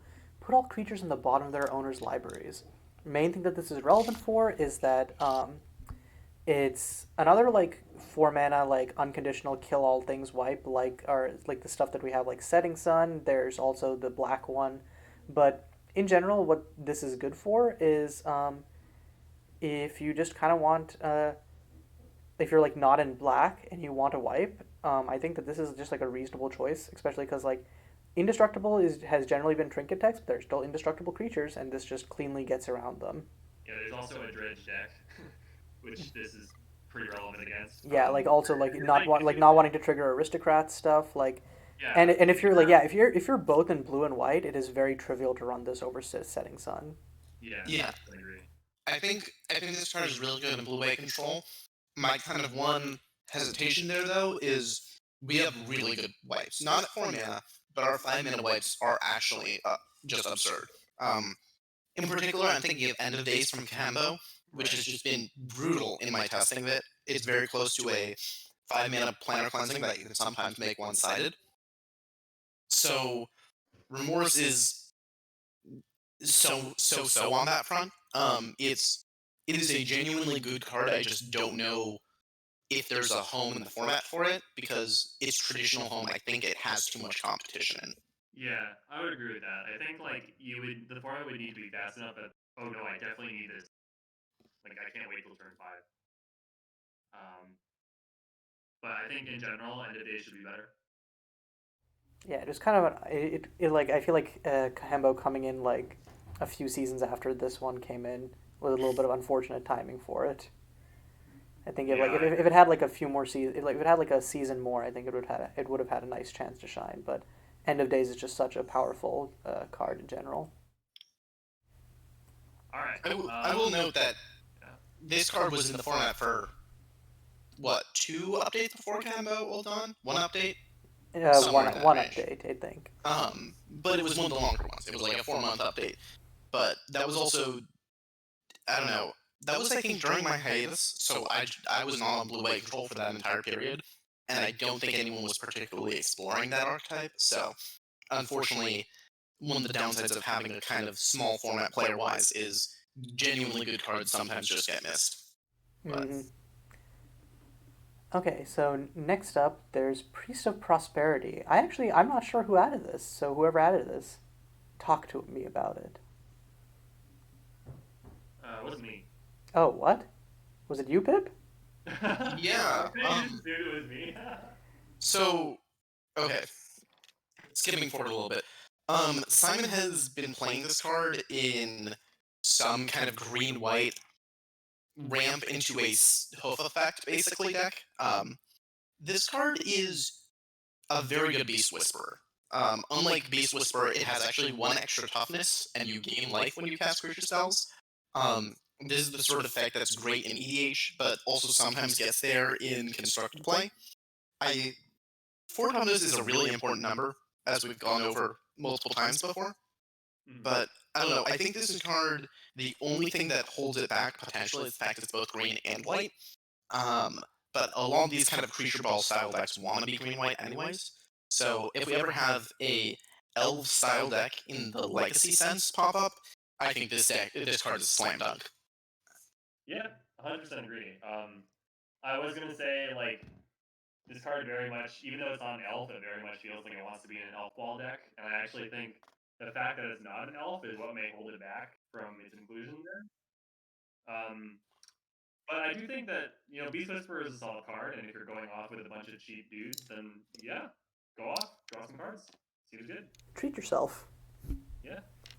All Okay. right. Next up, we have, speaking of humans, High King Ulfric Stormcloak. 1 white and a black for 3/3 lifelink death touch, and the real kicker, non-human spells cost 1 more to cast, which this is a pretty nice Thalia slash hate bear effect. God, throwback to when this card was a 2 drop with slightly smaller stats and was monumentable. Back in the days where monument, also text creatures, and I just had a heart attack thinking about that Oh yeah, before. my favorite thing is hate bears also hating on creature based decks. Gotta love it. Yeah, it's really good. Anyway, this card's a great 3 drop. Like, I think this is a card that heavily encourages you to do turn 1 mana dork into turn 2 this, because playing this on turn 2, especially if you're on the play, is so brutal versus most decks. Thalia, but it has better stats and a better, arguably better keywords. Technically, it's a side grade because First Strike is really nuts. But it can also hit creature decks, and as we discussed, most of the best dorks in this format happen to be humans. Sad face. I think Ulfric is the truth. I haven't been playing decks where this is particularly good yet. But I would be very excited to see decks where it When is. I saw Yeah, and like he, I was just gonna say, when I saw Honcho David's GP deck, which is an Abs and Humans deck, I was like, damn, that looks kind of sick. I don't know. Yeah, that deck looked really nutty and made me realize, wow, we have not been exploring creature-based disruptive decks nearly enough Yeah, in my yeah, format. I feel like Lone exploring Survivor exactly kind of like. set of creatures. Yeah, that's true. Oh, yeah, I was gonna say that I feel like Lone Survivor kind of overshadowed Ulfric for like the past few months, and it was like, wait, but actually, what if I just play all of the other hate bears, which are humans, and not have to deal with this lame downside?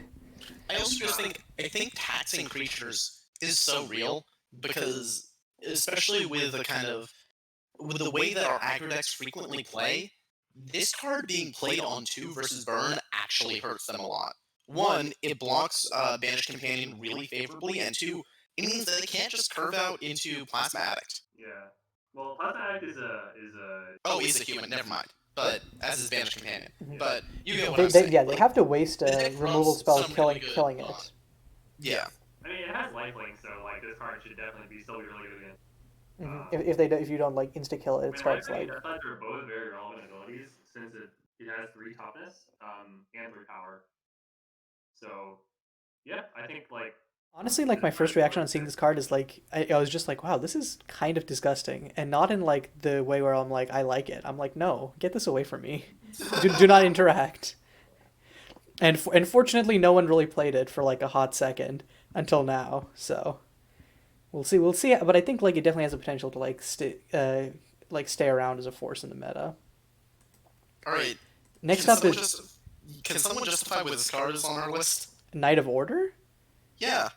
Oh, I put it on here because David played in the last GP, and from what I saw, it seems like a reasonable card. It's basically just It's basically just what do you call it? Tide Hollow Sculler, except you can also lock opponents off of playing cards with the same name, which I think can be very strong if you like start like because one thing is like, oh, you grab a removal spell, they top deck this another one, they use it. This kind of cuts that off. If they have like an engine piece that like they really need, you can cut them off of that.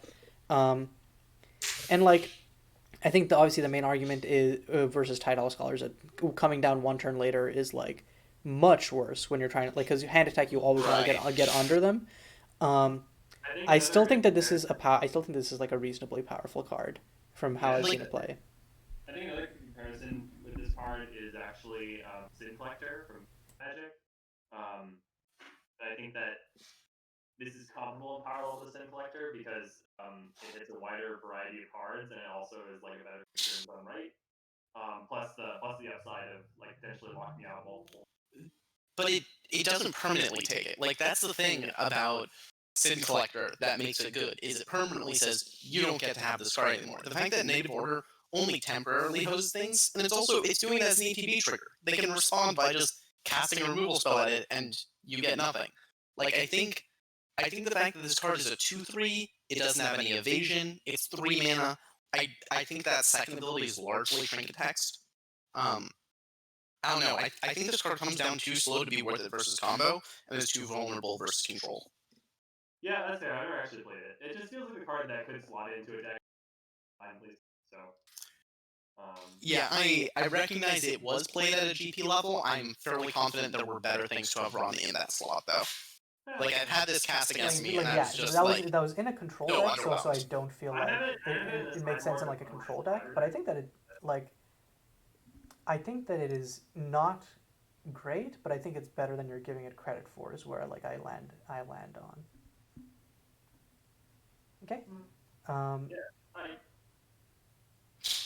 So Next, next up we got Hushing Word, which is a wait, what blue about red. Imperial Smith? Hushing Word It comes comes after before Hushing Imperial. Word in the alphabet. Oh, All okay. right, let's rearrange this because Caillou had things in the slightly different order. All right, Oh no, Imperial wait, Smith. no, I'm just completely dumb and I didn't actually You're get. trolling. Okay, No, back to no, no, Hushing Word. Back to Hushing Word. no. I didn't get Hushing Word. Give me a second as I grab an image. You guys just talk about Hushing Word. Okay, so Hushing Word is 2 mana instant. It costs a blue and a red, and you counter target spell unless its controller has that spell deal X damage to them, where X is 2 plus that spell's converted mana cost. This card is very interesting because it's a Punisher mechanic, and if you've played Magic for a while, you tend to get the Punisher mechanic bad, which is fair, and it's true for a large portion of Punisher cards. But I think that this one definitely has some meat to it if you think of it as a burn spell. I don't know, what do you think, though? Good? Hello?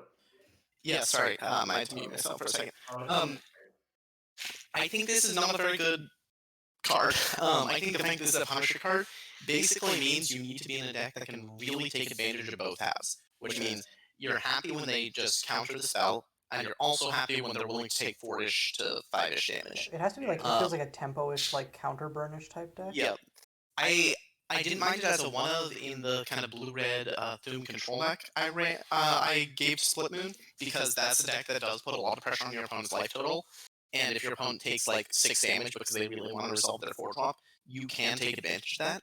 But I think in burn it's bad because your opponent just says, okay, well you played 2 mana counterspell, good for you. And in hard control, you can't take advantage of the damage, so it actually is just a conditional burn spell, which is bad. Like I had a game versus I think it was one of Crow's like control brews, where he cast this targeting like an Iviana or something crazy, and I just said, "Cool, I'll take 8." And it turns out Iviana just won that game because there was no follow up to me taking 8 damage that couldn't make up for the fact that I then had a 6-drop planeswalker. I think the thing you always have to think about with Punisher cards is this card is worse than the worst possible option. Yeah. Yeah, because your opponent gets to pick.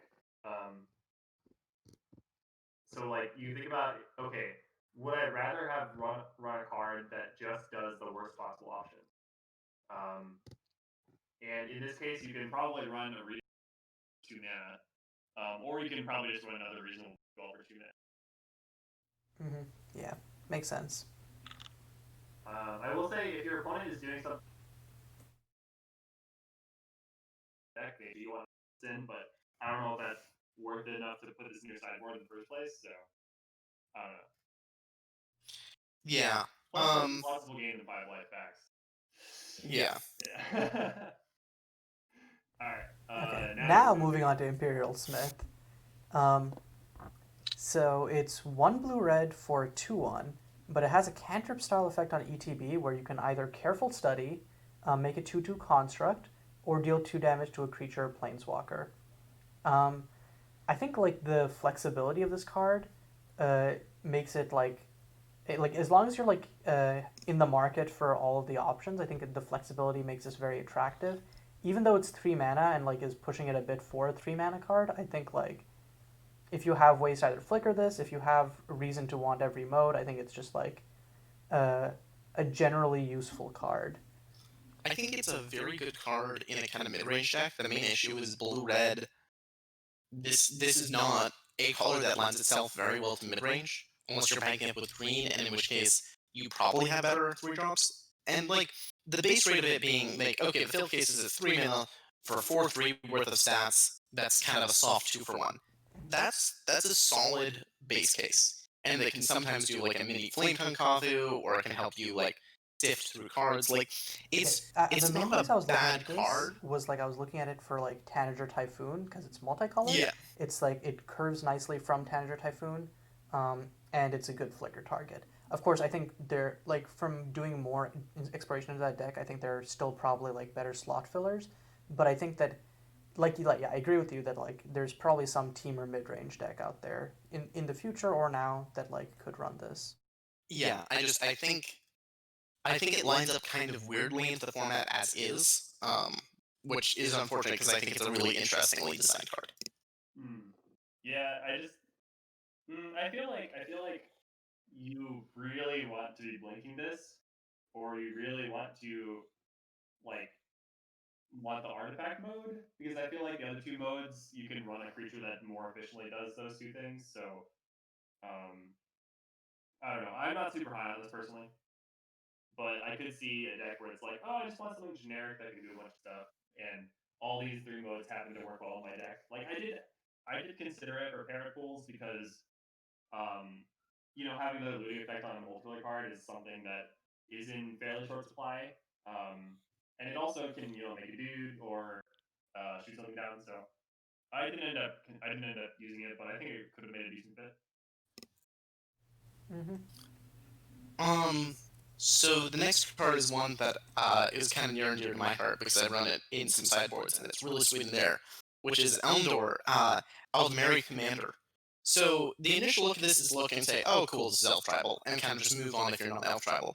I think it's probably really good in that deck, but where I uh, used it was in Pod White, because 4 mana is one of the easiest mana costs to pod into, and a creature you can pod into that wipes the board versus Acrodex, and sometimes kills a dude, makes a token, and then now is a 3/4 blocker that whenever it eats a creature makes another token. That's a very powerful effect. Um, it kind of fell out of favor for me in favor of just running more copies of Vibrant Rapture, specifically because we just started having more 2 toughness creatures that I wanted to kill. Yeah. But if token decks ever make a big comeback, this card is really high on my tech list. I mean, in some formats, this is just master, you know, Yeah. Yeah, metas. but hopefully how many times we have to teach you this lesson, old man? Dot image is how I feel about token decks. So hopefully they stay down for good. Token deck will never die. Um. Yeah. But yeah, this card's super sweet. You don't have to be playing elves to make it good. But if you are playing elves, this is probably also good. So, Mm-hmm. good times. All right. Um. Next up is Increasing Efforts, which is a card I just wanted to briefly mention because it's not an effect that existed in the format before. It's 2 mana tutor for any aura or equipment card at instant speed. So far, I think the only deck it's been played in is a deck that I played, which was essentially a combo deck which used it to find Clockwork Spellwork. I don't think it's a generally good card, but I think that it uh, creates a niche that had not existed before, and I think that's something to just keep in mind for the future as more auras and equipments are added to the format. Yeah. Fair. All right. Moving on to the next one, which is Abhorrent Spriggan, which I agree is very abhorrent. This is a 4-drop, but it is a trample creature with power toughness equal number of lands you control, which is already that's going to be a kind of scary boy. And then whenever it deals combat damage to a player, you draw a card. And need I remind everyone, it has trample. So this is a 4-drop that is usually going to be at least a 4/4, frequently bigger, sometimes 5/5, 6/6, whatever. Teamer And then midrange, you said. yeah, so I think this card is actually a very strong pick for Teamer midrange, which is not a deck that I've been the various different midrange decks I've played have been much more gimmicky than this would entail. Um, so I'm more interested in more synergy oriented 4-drops. But this thing gets big really quickly, and I'm very impressed with how it performs in the decks that I've seen it in. So, obligatory dodges Pitbull comment. Um, obligatory dodges Descent comment most of the time. Usually dodges destructive ambition unless something really weird has happened. Is that even possible? I don't think it's even possible. Everything If you black. have if you have an everything blackout, it's a mono black spell. Easy. Okay. Yeah. But yeah, I mean, I feel like this. Actually, so my thought is that if there's a meta for this card to see play, it's right now.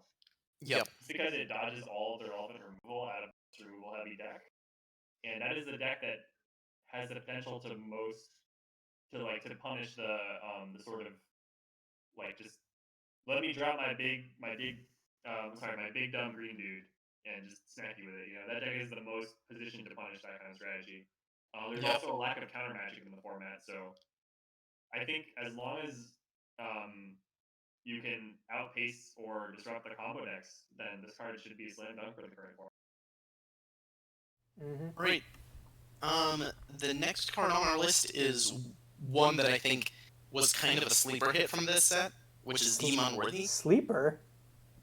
Really? This card did not see that much play for the first like month it was in the format. Oh, okay. I was not around at that point, but this is. Yeah. I'm going to let you talk about it because you definitely played a lot more with it. But I just want to say that this is far and away my favorite card in the set. It is so clean, but it's just so attractive in how clean it is. Yes, so this card is green, white, and black for a instant that says exile target permanent. That's it.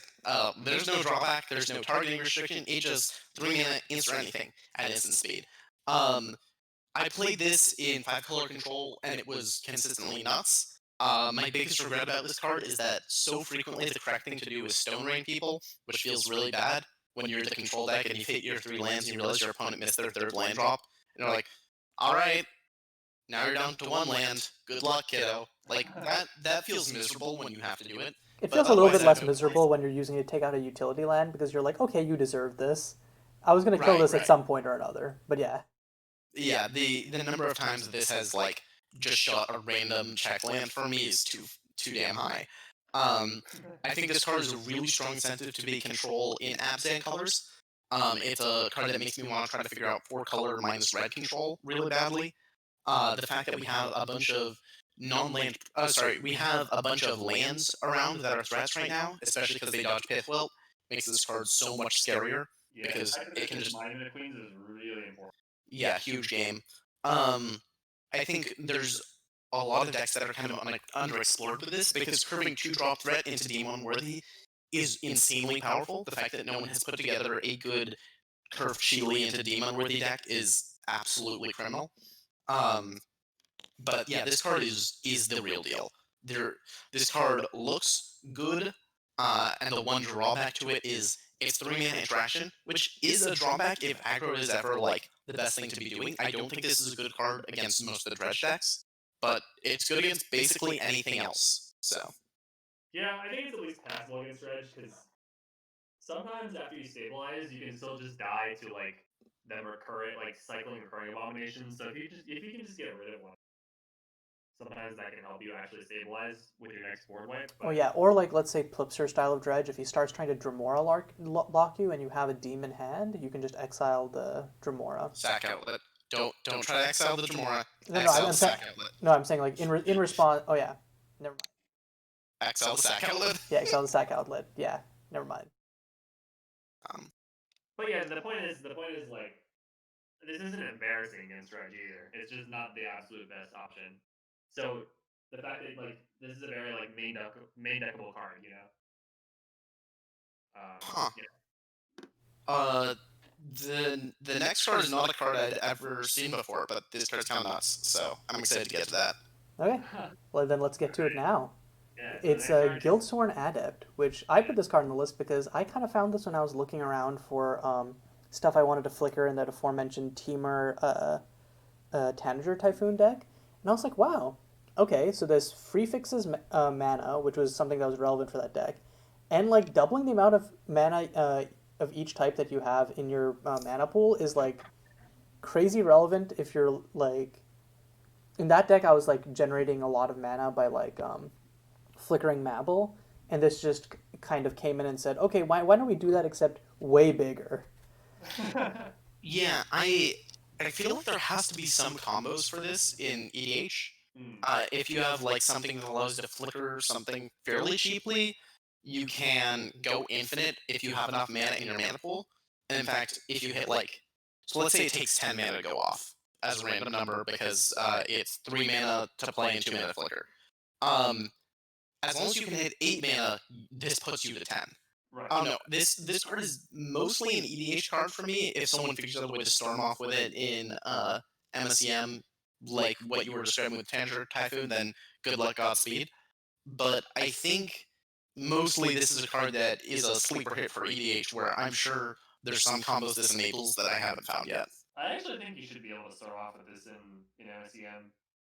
I just don't know what it would be, but I feel like there has to be. Mhm. Yeah.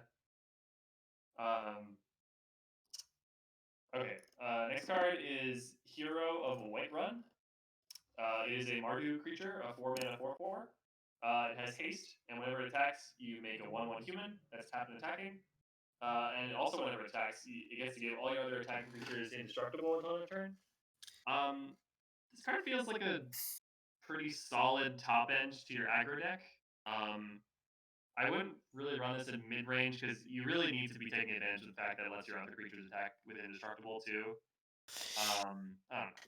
This card is slightly awkward because format is a little bit too expensive for the types of aggro decks this encourages. Yeah. Like I tried playing around with a humans aggro deck where you know are trying to curve Ulfric into this. It's not great.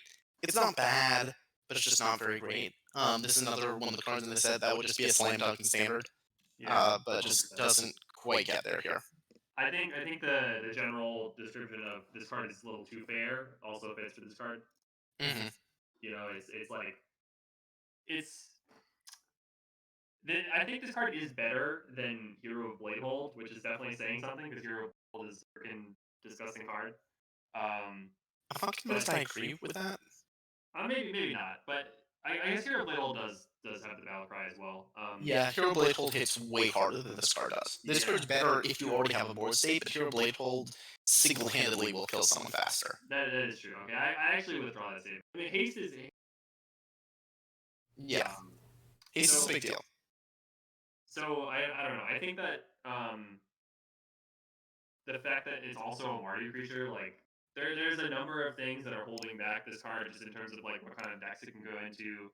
And I think the end result is that those decks just aren't competitive enough that you would want to like the deck that runs this probably just isn't a very competitive deck with what other stuff can go on in the format. Yep. The next card is weird, but I think it has like two notable niches. Yeah. The first one involves not casting it. This is the only Emrakul / Eldrazi Titan style effect we have where when it mills, it shuffles your entire graveyard back, unlike Taraka no Oni, or the other, or Desert Worms, which only shuffle themselves back. Mm-hmm. So that's kind of neat. I'm not sure what you do with that, but that certainly is a thing that you can do. I think it's so the fact that so this is also a 7-mana 7/7. I think that is the least relevant of its 3 use cases, and it's also a thing that allows you to convert 7 permanents into a single 7/7. Now And we're talking. it has hexproof indestructible, which is really exciting until you remember you have probably sacrificed all your other creatures. There's a little type of thing called edicts that are very prevalent in this format. And if you want to 8-for-1 yourself, this is the best way in the format to do that. Just spam some treasure generators, spam some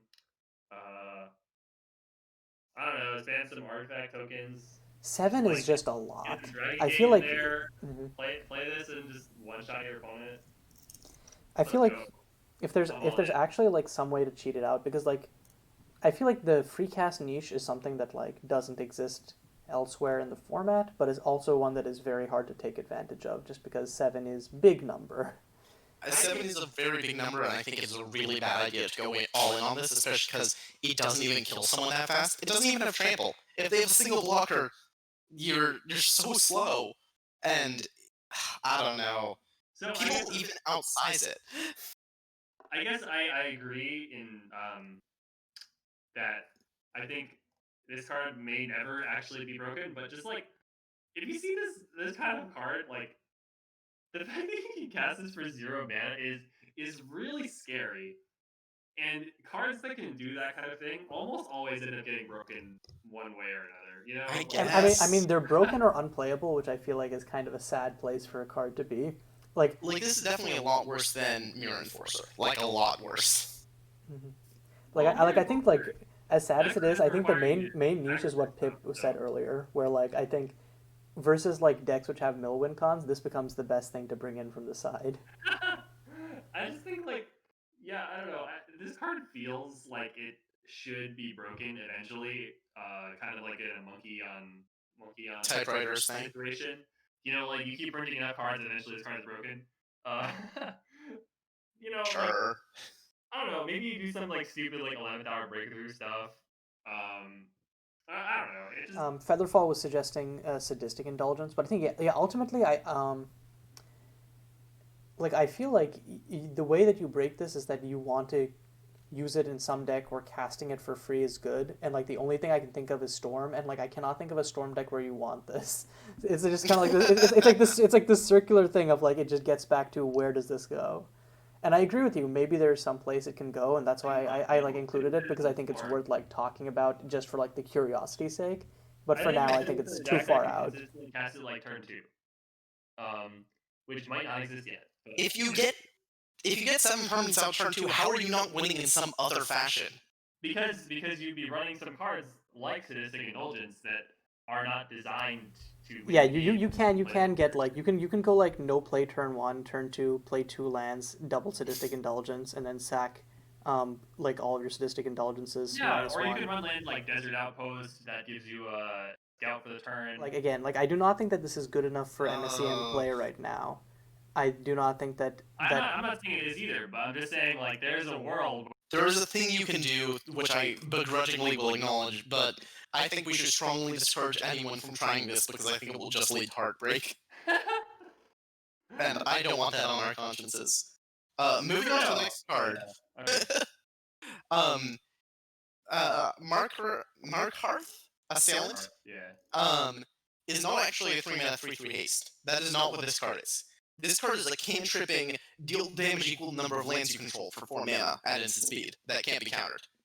Different That's than the game actually plan, but yeah, that is really good. I mean no, I meant what I said. in this It's trivial format. in this format to have all your lands have different names. Like that's a non-factor. Yeah. For 4 mana, like 4 mana is an awkward spot to have that type of effect, but like it's not that good as a removal spell. It's okay as a removal spell. It is a 2-for-1 inherently. It can't be countered. Those are both really exciting things. Where this card really shines is when your opponent stabilizes at like 6 to 7 life against your team or mid-range deck, and you say, "No, you're dead," Yeah, I mean, I like this. and I draw a card. Oh, it deals damage to any target.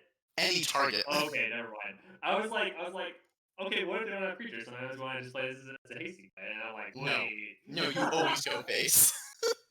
Like maybe there are some circumstances where it's worth casting this, but I think usually that's a trap mode, and I think this card as a cycle effect is kind of dumb. Okay, the fact I'm that not you can go convinced it's base good, is kind of but it's insane. dumb. Yeah. Yeah. I was like, honestly, I was low key like kind of disagreeing with you a little bit when you were talking about it because like, okay, it's like an expensive gem haul consideration. The fact that you can No. go face is. Whew, Yeah, alright. very disgusting. Big strong. It does make me wonder, like, could you just play like a Teamer ramp control deck where you just want to place of this card as your primary win condition?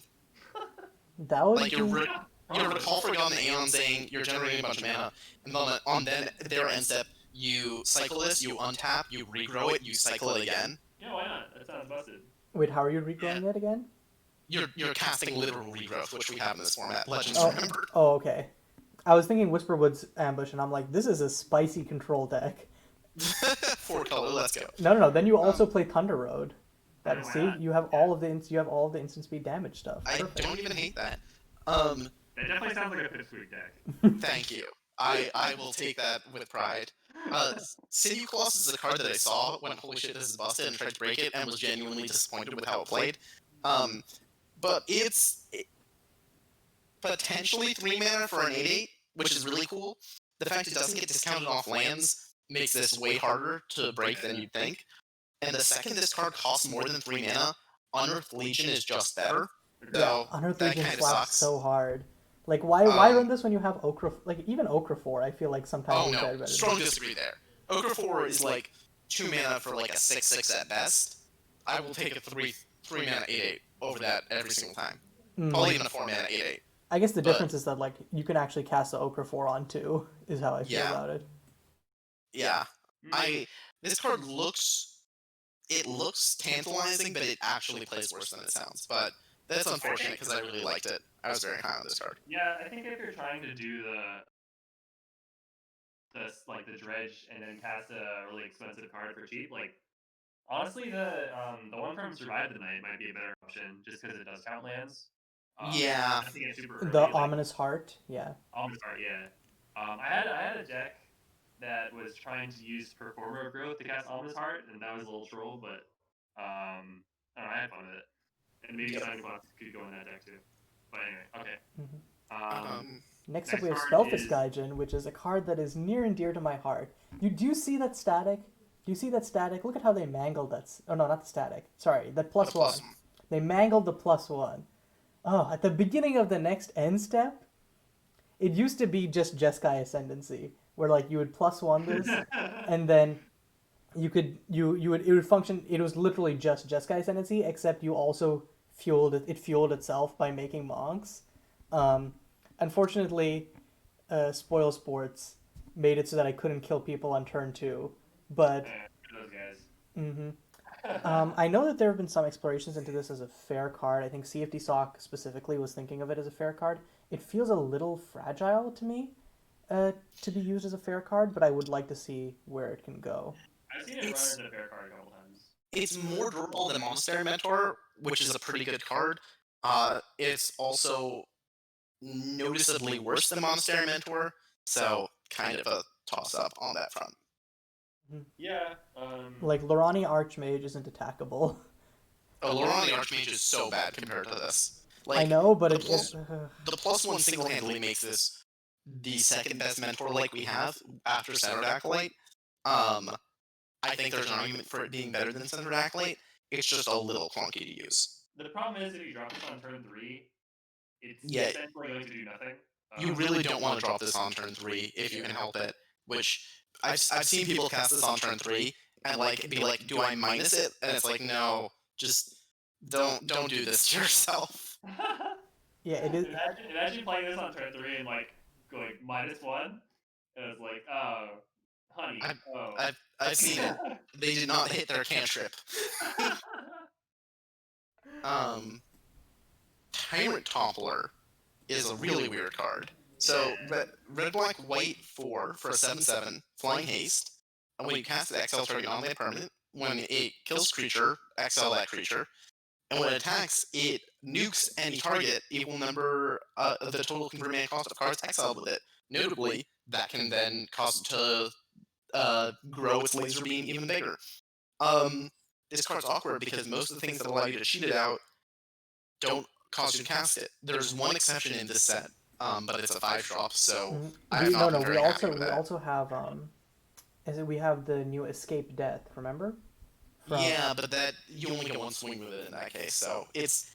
I think this card just lines up really awkwardly, where the best thing you can do with it is you never want to hard cast this thing. You want to cheat it out, and all the ways you have of cheating it out are either temporary or 5 mana, and just it's kind of Anyways, clunky. Crow is a Close coward right for now. not giving this Tomb.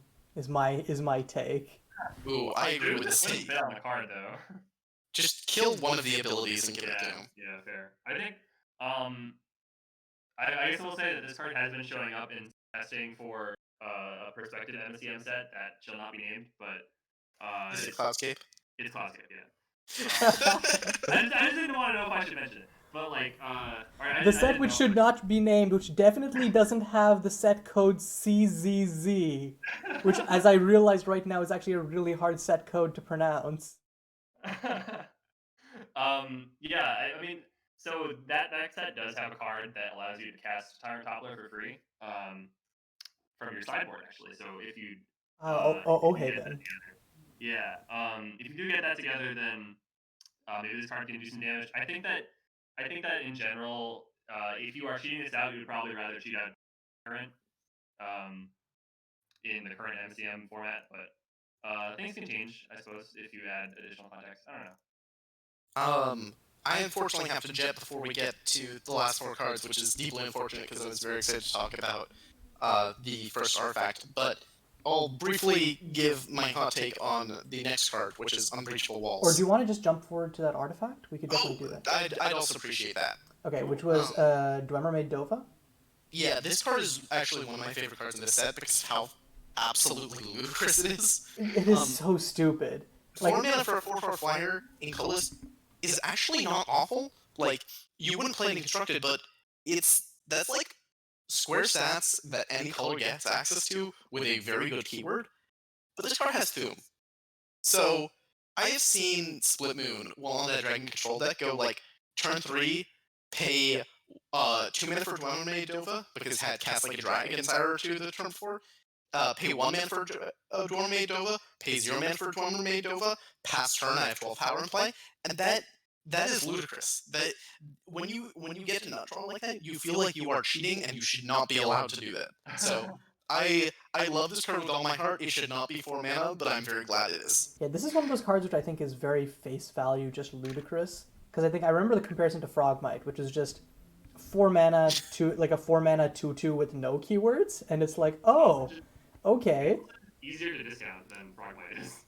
Well, it's a side grade. Artifacts are really easy to make. Yeah. Like, Yeah. I've seen Frogmite cast turn 2 in Pauper, which should not be a format that is the strongest at making artifacts. Yeah. But the thing is, you never feel bad paying retail for this, whereas you always feel bad paying. Honestly, you feel pretty bad paying 2 mana for Frogmite. Yeah. Whereas if you pay even 3 mana for this, you feel like you're cheating. And when you pay 2 mana or 1 mana for this, you're just like, this is insane. Yeah, this is definitely like on my short list of cards for like just find a way to break this scrawled in like red Sharpie.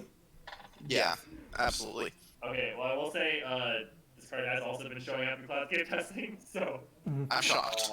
yeah, run away. Alright, I got a jet, but I trust you guys to finish up the last ones, and yeah, it's been real. Okay, Alright, bye, see you. Yeah. Okay, so let's hop back to the one hybrid card we're going to discuss, which is Unbreachable Walls. It's blue or white for counter target spell that targets you or a permanent you control. This has been, I think, kind of a mainstay in sideboards. And like, I don't know, it fills a nice niche. I think it's slightly overplayed, but not by much, is my feeling on it. I actually saw it in the main deck of Chumbek's Hounds deck. Which to me, that felt like, come on, dog. That's a little much. I feel like I would play a spell Come on, dog, or come on, hound. Ugh. Yeah, I think that this card is, it should be relegated to sideboards. Yeah, and like playing this, like you have to have a real good reason for playing this over Spell Stutter or like a the neutralize variant is my feeling about it. I actually didn't even include it in my Parapools deck, which I think would have been like one of the major places where you want to run for Spell Stutter, right? And the reason for that was because I felt that protecting your Parapools actually wasn't as important as I thought originally, and you could kind of just play more for the grind fest. In which case, I wanted something a little more versatile, like causing sinkhole was what I think I ended up running instead. So, like, I think this card is definitely it fills a very important niche, and if it does what you want, then you should run it. But Yeah, I've seen some dumb blowouts with this. yeah, And like the fact that it also counters edicts, which I think is pretty huge. Which like obviously Spell Stutter and stuff do too, but then like Exeunt is pretty cheap, so you can easily justify paying 2 for it. While like this just hard stops Exeunt if you need I it think to. this should show up in white decks more than it shows up in blue decks, just because blue decks often have better tools. Yeah, pretty much. I feel like I see too many decks running this, and that's because I think a few people started running it, and then a few more saw it, and then a few more saw it. But I definitely feel like it's a little bit oversaturated.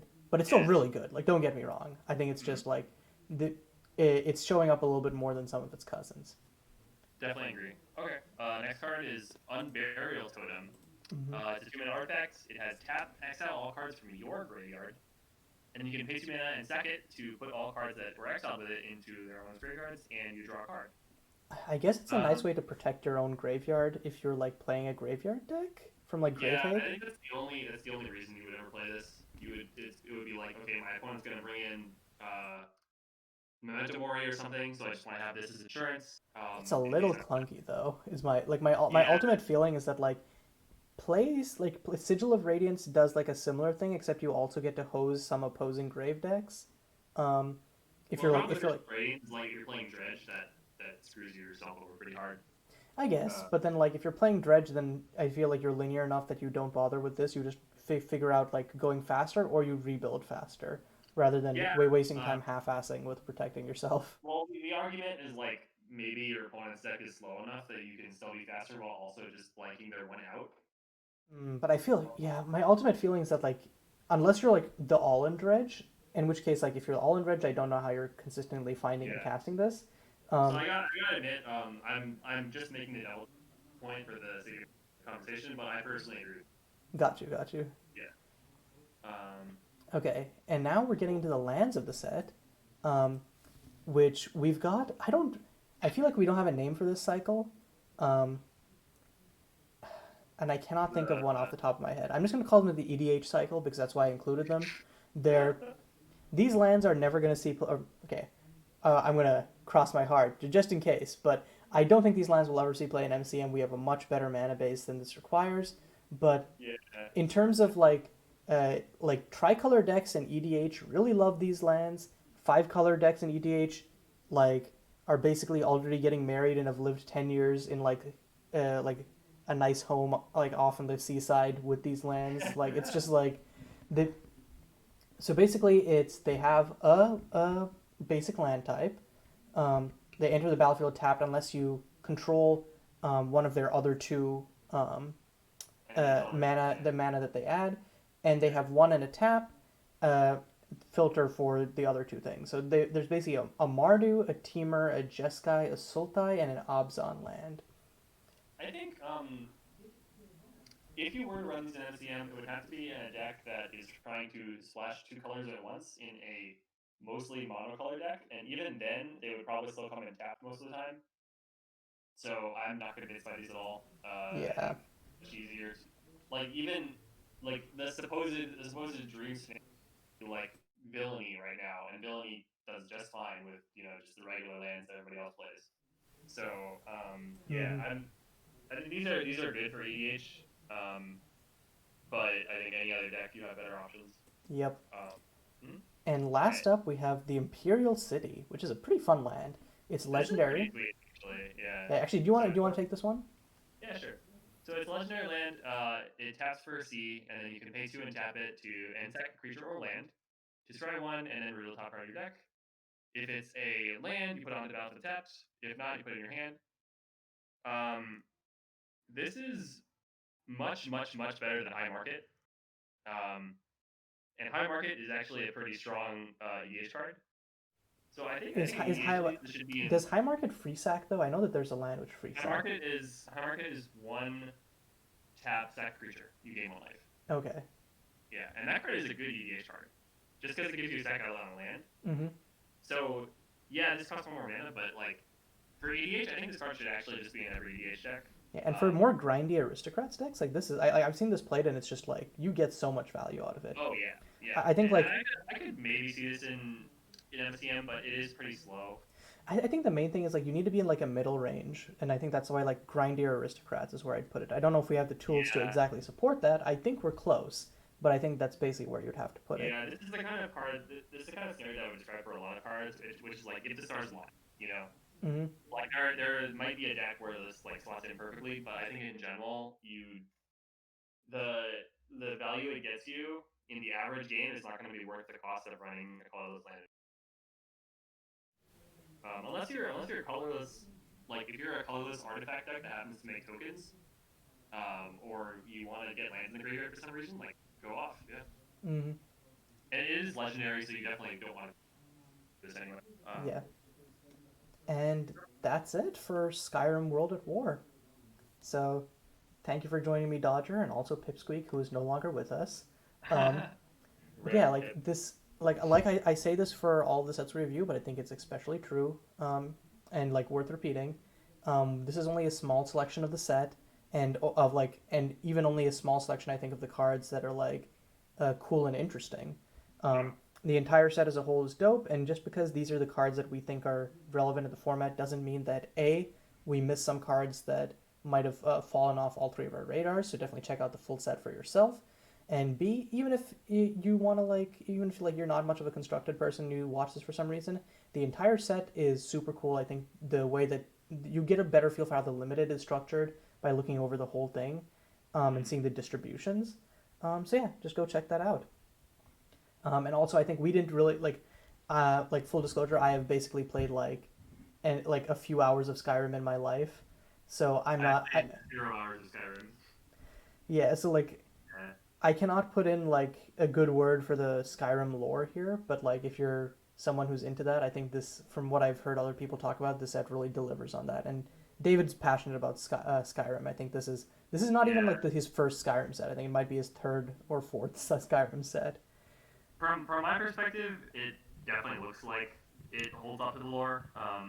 But again, I don't know anything about Skyrim, so hard to say. But yeah, thank you for watching, and join us next time when we review Lovey Awoken by Fluffy Deathbringer. But until next time, this is Caillou, Dodger, and Pipsqueak signing off.